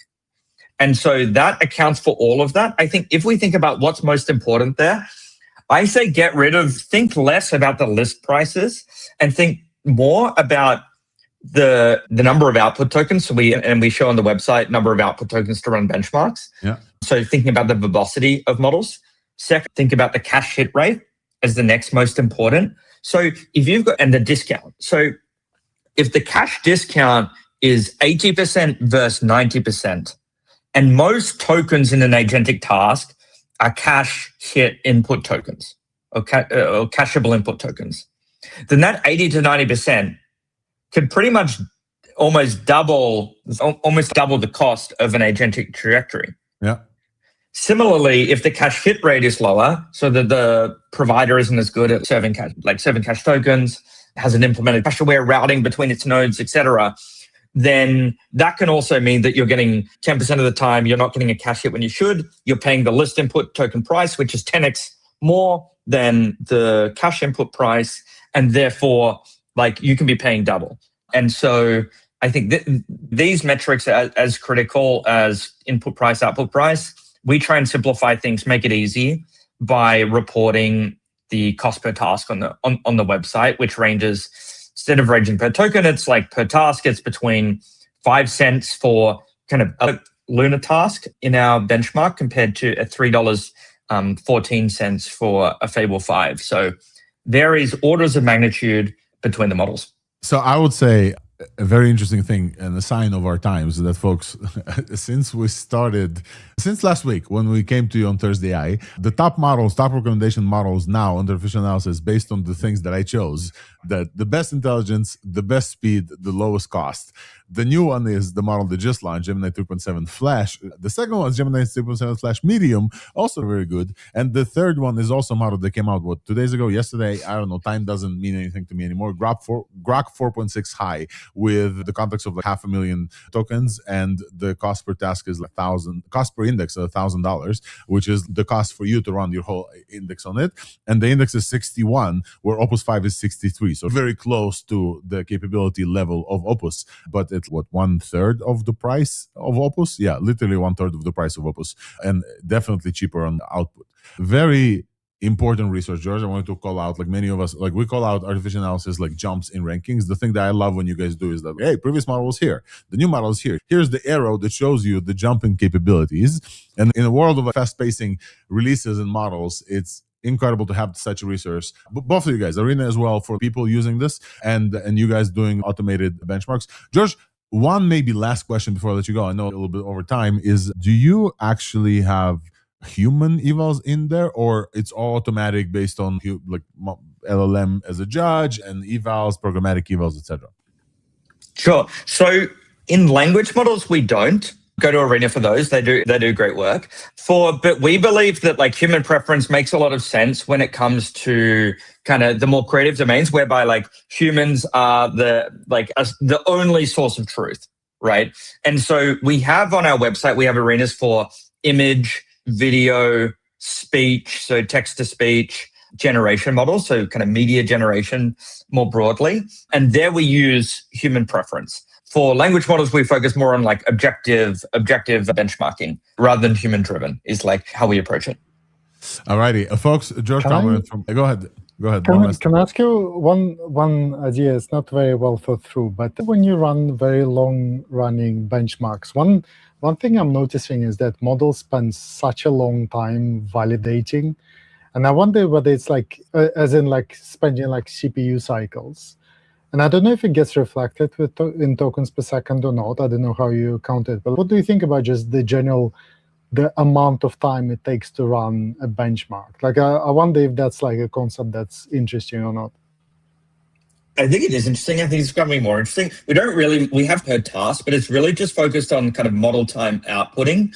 But especially as these models are spending more time, exactly like calling tools to do tasks, why shouldn't they consider how long those take? And I think that I think it makes sense. One of the things that makes it hard in benchmarking is we need to make sure that everything's like for. And when you start getting into how long tools take, you start to think about, okay, exactly the configuration of the box that we're running it on. And GCP, we might do a GCP container, but like one GCP container isn't exactly the same as the other one. It could have a 20% swing in performance and such. And so we need to make sure that we're getting that right. So when we say, hey, like this model is slower than this model, that's true, and developers will see that too, which is one of the challenges. But like, I totally agree. That's like increasingly important, for sure. Yeah, fair enough. It's just a personal thing I start noticing is just, oh my God, like it's just killing my laptop. Like I had to get like a Linux box to run them because I get the difficulty.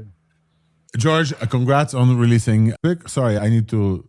Optima. Thank you. Yeah. OPIC is one of the things that you support. Congrats on releasing Optima. We look forward to integrating this to Weave as well, so like folks that use Weave and internets could create their own evals. We absolutely do love the charts that you guys are putting out. That's always reflected on Thursday Icon and newsletter as well. I think you guys are doing a very important service. I think there's not enough benchmarking companies and tools, and there needs to be like a few resources for different evals. For example, dude, I can go on and on for this. I really want to let you go. But like last thing, promise, is that as somebody who's in this field, how do you attribute like the deep SWE change from SWE bench verified, for example? You remember there was like a different switch. Yeah. And many people felt about deep SWE specifically. This represents more of what they felt on the ground. There's another thing where like you guys showing the Opus 5 is like the top intelligence. From the other side, Opus is jargon douching. I don't know if you noticed this, like people talk about Opus like barely can talk like a human, but it's like very intelligent.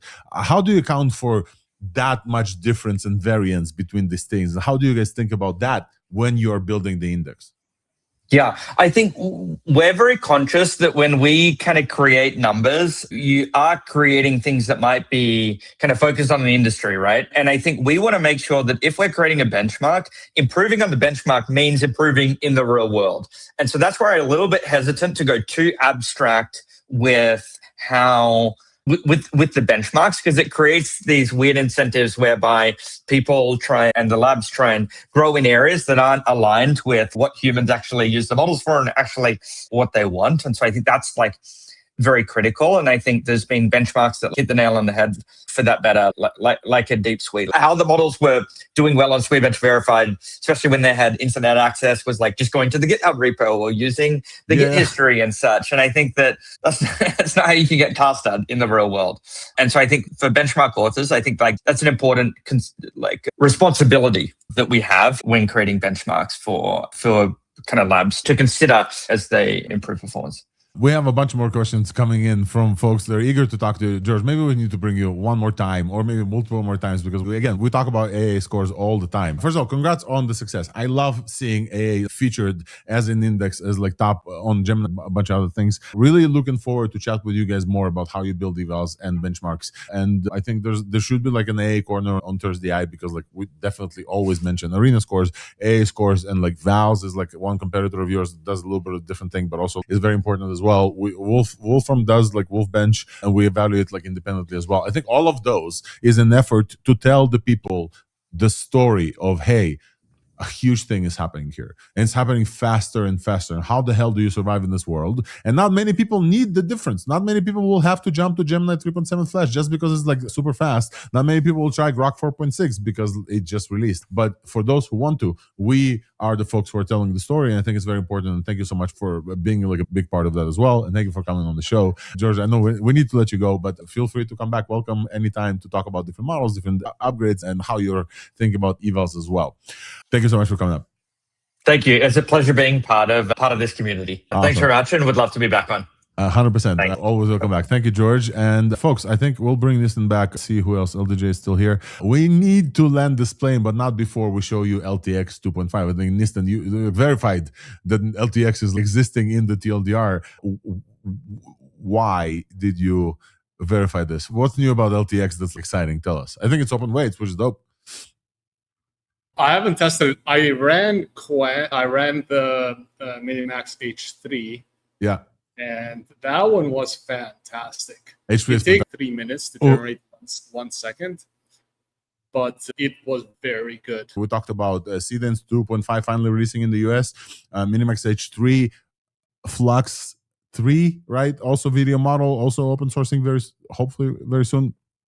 And now we also have LTX from Latrix. I think they spun out like a full, correct me if I'm wrong, but I think they spun out like a company for LTX specifically. LTX is doing 23 seconds of generated video, and it's generating significantly faster than Minimax, 7.6 times faster, 22 billion parameters with D-Transformer, and we should try this 100%. It generates in 4K as well for 30 cents per minute on fast. Yeah, and their code is a lot better suited to people that are using it, like artists and stuff, because they tell you everything in there, how to do first and last frame, how to actually do a movie studio app. And they just have much better support. And the H3 was pretty hard for me to set up. I got it working as a dev, but again, it is larger. H3 was also slower. The quants were also a mess. Sorry, there's landscapers outside of my place. Everyone's working.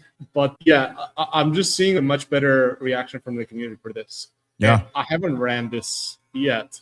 It looks like it generates 4K, which H3 does not do. And it's a lot faster. And they've released NVF before quants too, or at least someone from the community already did. I think that we need to shout out with our claps, because look at this table from LTX, folks. Open weights you can download. Minimax is limited in US, EU, and UK. You have to check box, whatever. Cadence is not available at all. There's no weights. Mandatory branding. You don't have to brand with LTX. Fine tune on your own data. NLP is available. Runs on any GPU is what they're saying. Minimum RAM 16 gigabytes. I really want to try this out. I want to do the Terminator scene where Terminator explains to Sarah Connor about OpenAI's rise with LTX. Peter, any tests on Arena already with LTX, or is it still running? Is there not enough? What can you tell us about this?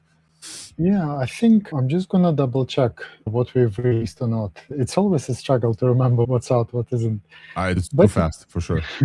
I think a general point on this kind of stuff is it's like the speed of like progress in that space, like the fact that there was another line like faster than real time available, it's like that kind of stuff Like I remember thinking about this question a couple of years ago, and it seemed like quite far away. But looks like the progress in open weight video models, like I think we shouldn't assume that this would have happened. I think it does depend on a couple of companies pushing for this. Yeah, you go back a couple of years and it's only Sora and VO3, or I can't remember when things came out. But yeah, unfortunately, we don't have a score out yet. But yeah, I think I can imagine it will probably be towards like top 5, top 7 sort of area. But yeah, it's definitely, super cool to see. And fully open, which we absolutely love. So shout out to the Lightrix folks. LTX is an own company, research and models fully in the open. We really appreciate it. Folks, I think on this banger news of maybe one of the top like open weights models for video, it's time for us to, not yet, Wolfram, not yet. Not. There's one cool thing. And then cool thing. Let's do one it. of my favorites of the week. The Grok Imagine 2.0. Yeah, that's true. And this is great. I tested it and I prefer it. It's one of my first. I did the test with different models. It is in the arena. I think it's on second place behind GPT Image 2, but it's following my prompts better, and it's actually my favorite image model right now, together with the Dream 2.5 from last week. Wow, so it's definitely at the top of my image models, and yeah, really great model. I really wanted to try this with Grok Bot, and you would think that Grok and Imagine from Grok are connected. My Grok Bot could not realize how to generate images with Grok Bot. But the funny thing is that when you create a new Grok Bot, I'm pretty sure that they're using this model. When you create like a new one, here you do like create a new, and you give it the image generation, you can generate here. So I'm pretty sure that because the UIs are like really nice and also the quality is really nice. So I'm pretty sure that this is Imagine 2. But I wasn't able to get the bot itself to generate like thumbnails. Maybe I'll try harder for actual YouTube show. Imagine Image 2.0. That's used to be Grok Imagine, is now available also, and it's number 2 on the arena, which is impressive because it beats Nano Banana. I have to try my infographic prompts, which I got a lot of props for. Shub from Cursor really liked the fact that we have all the details in the infographics, so that's great. Folks, if this was a banger show, what else kind of show do you expect? We had artificial analysis boss who's like index is mentioned by the breaking news that we had from Gemini, who's now the top tier model if you consider cost, speed, and intelligence. We talked to you about Grok with the folks that built the Grok Bot and Grok 4.6 for folks from Cursor. And we had the wizard of open source from NVIDIA, Chris Alexiuk here at the beginning to help us kind of talk about DeepSeek moment, DeepSeek coming back with 2 models, DeepSeek V4 Pro that dropped the models in the middle of our show, and DeepSeek Flash, which is incredible as well. What else kind of AI show would you expect? And what else kind of week would you expect? This is the start of what, Q3, right? And it's the last 2 quarters have been insane in terms of capability jumps. Not only do we get Fable, we got a bunch of other models. I will shout out this one last thing, that if you missed any part of the show, is available as a podcast and a newsletter. Me and a bunch of my agents are working really hard so that I don't have to work as hard to maintain the multiple things the show turns into. There's a newsletter that I write manually because fucking Opus is a jargon douche and it's impossible to have AIs help me write. That edited GPT-5.6 Sol helped me editing this. If you notice any deterioration of quality in the podcast, please let me know, because I can blame it on my agent and actually have him do a better job. We are also on dev.to, which is another thing on Substack, and I keep improving the website because we need to test this out. So everybody of us, Peter is testing out on a bunch of like 3GS stuff, Wolfram is doing Wolfbench, this is building stuff.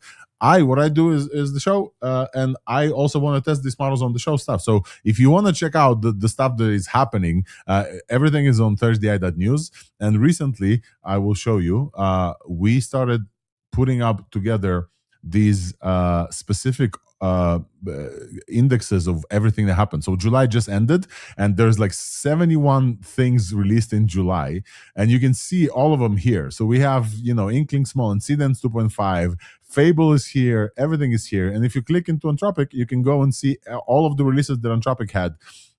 July and June and May, etc. If you want to scroll down to May, you can see like we covered everything in May. So pretty much everything we cover, if you want to remember when something released, Thursday news is now the place for that as well. I had, folks, this is just between us, like excitement. I think I had like 700,000 views on this page alone from Google. It's insane how many people want to know like what's going on. So if you are listeners of Thursday, you missed any part of the show, Thursday.news is the resource. But also subscribe to us on Substack, Apple. It really helps us to bring banger guests like George Cameron and Shub from Cursor when they know. Thank you so much for the shout out. Thank you for the 5 stars. It's been 2.5 hours on the stream, so it's not too bad. We didn't go quite to 3, but we covered the banger week in AI. Peter Gosta from Arena AI, thank you so much. Wolf from Raven Wolf, Evals and Wolfbench, Niston and LDJ as well. LDJ, you brought 3 breaking news today to the show. I really appreciate that. And also everybody who tuned in, everybody who comments. Thank you, Noel, for saying we're the best show. Thank you guys for the comment. Thank you, Colleen, for giving us feedback as well. We love feedback via here, via Substack, via X as well. We absolutely love it, and the guests that we are able to get on the show also appreciate that as well. Thank you so much for joining. Hopefully we'll see you in San Francisco on September 29th, and we'll see you here next week as always. Bye everyone. Thank you.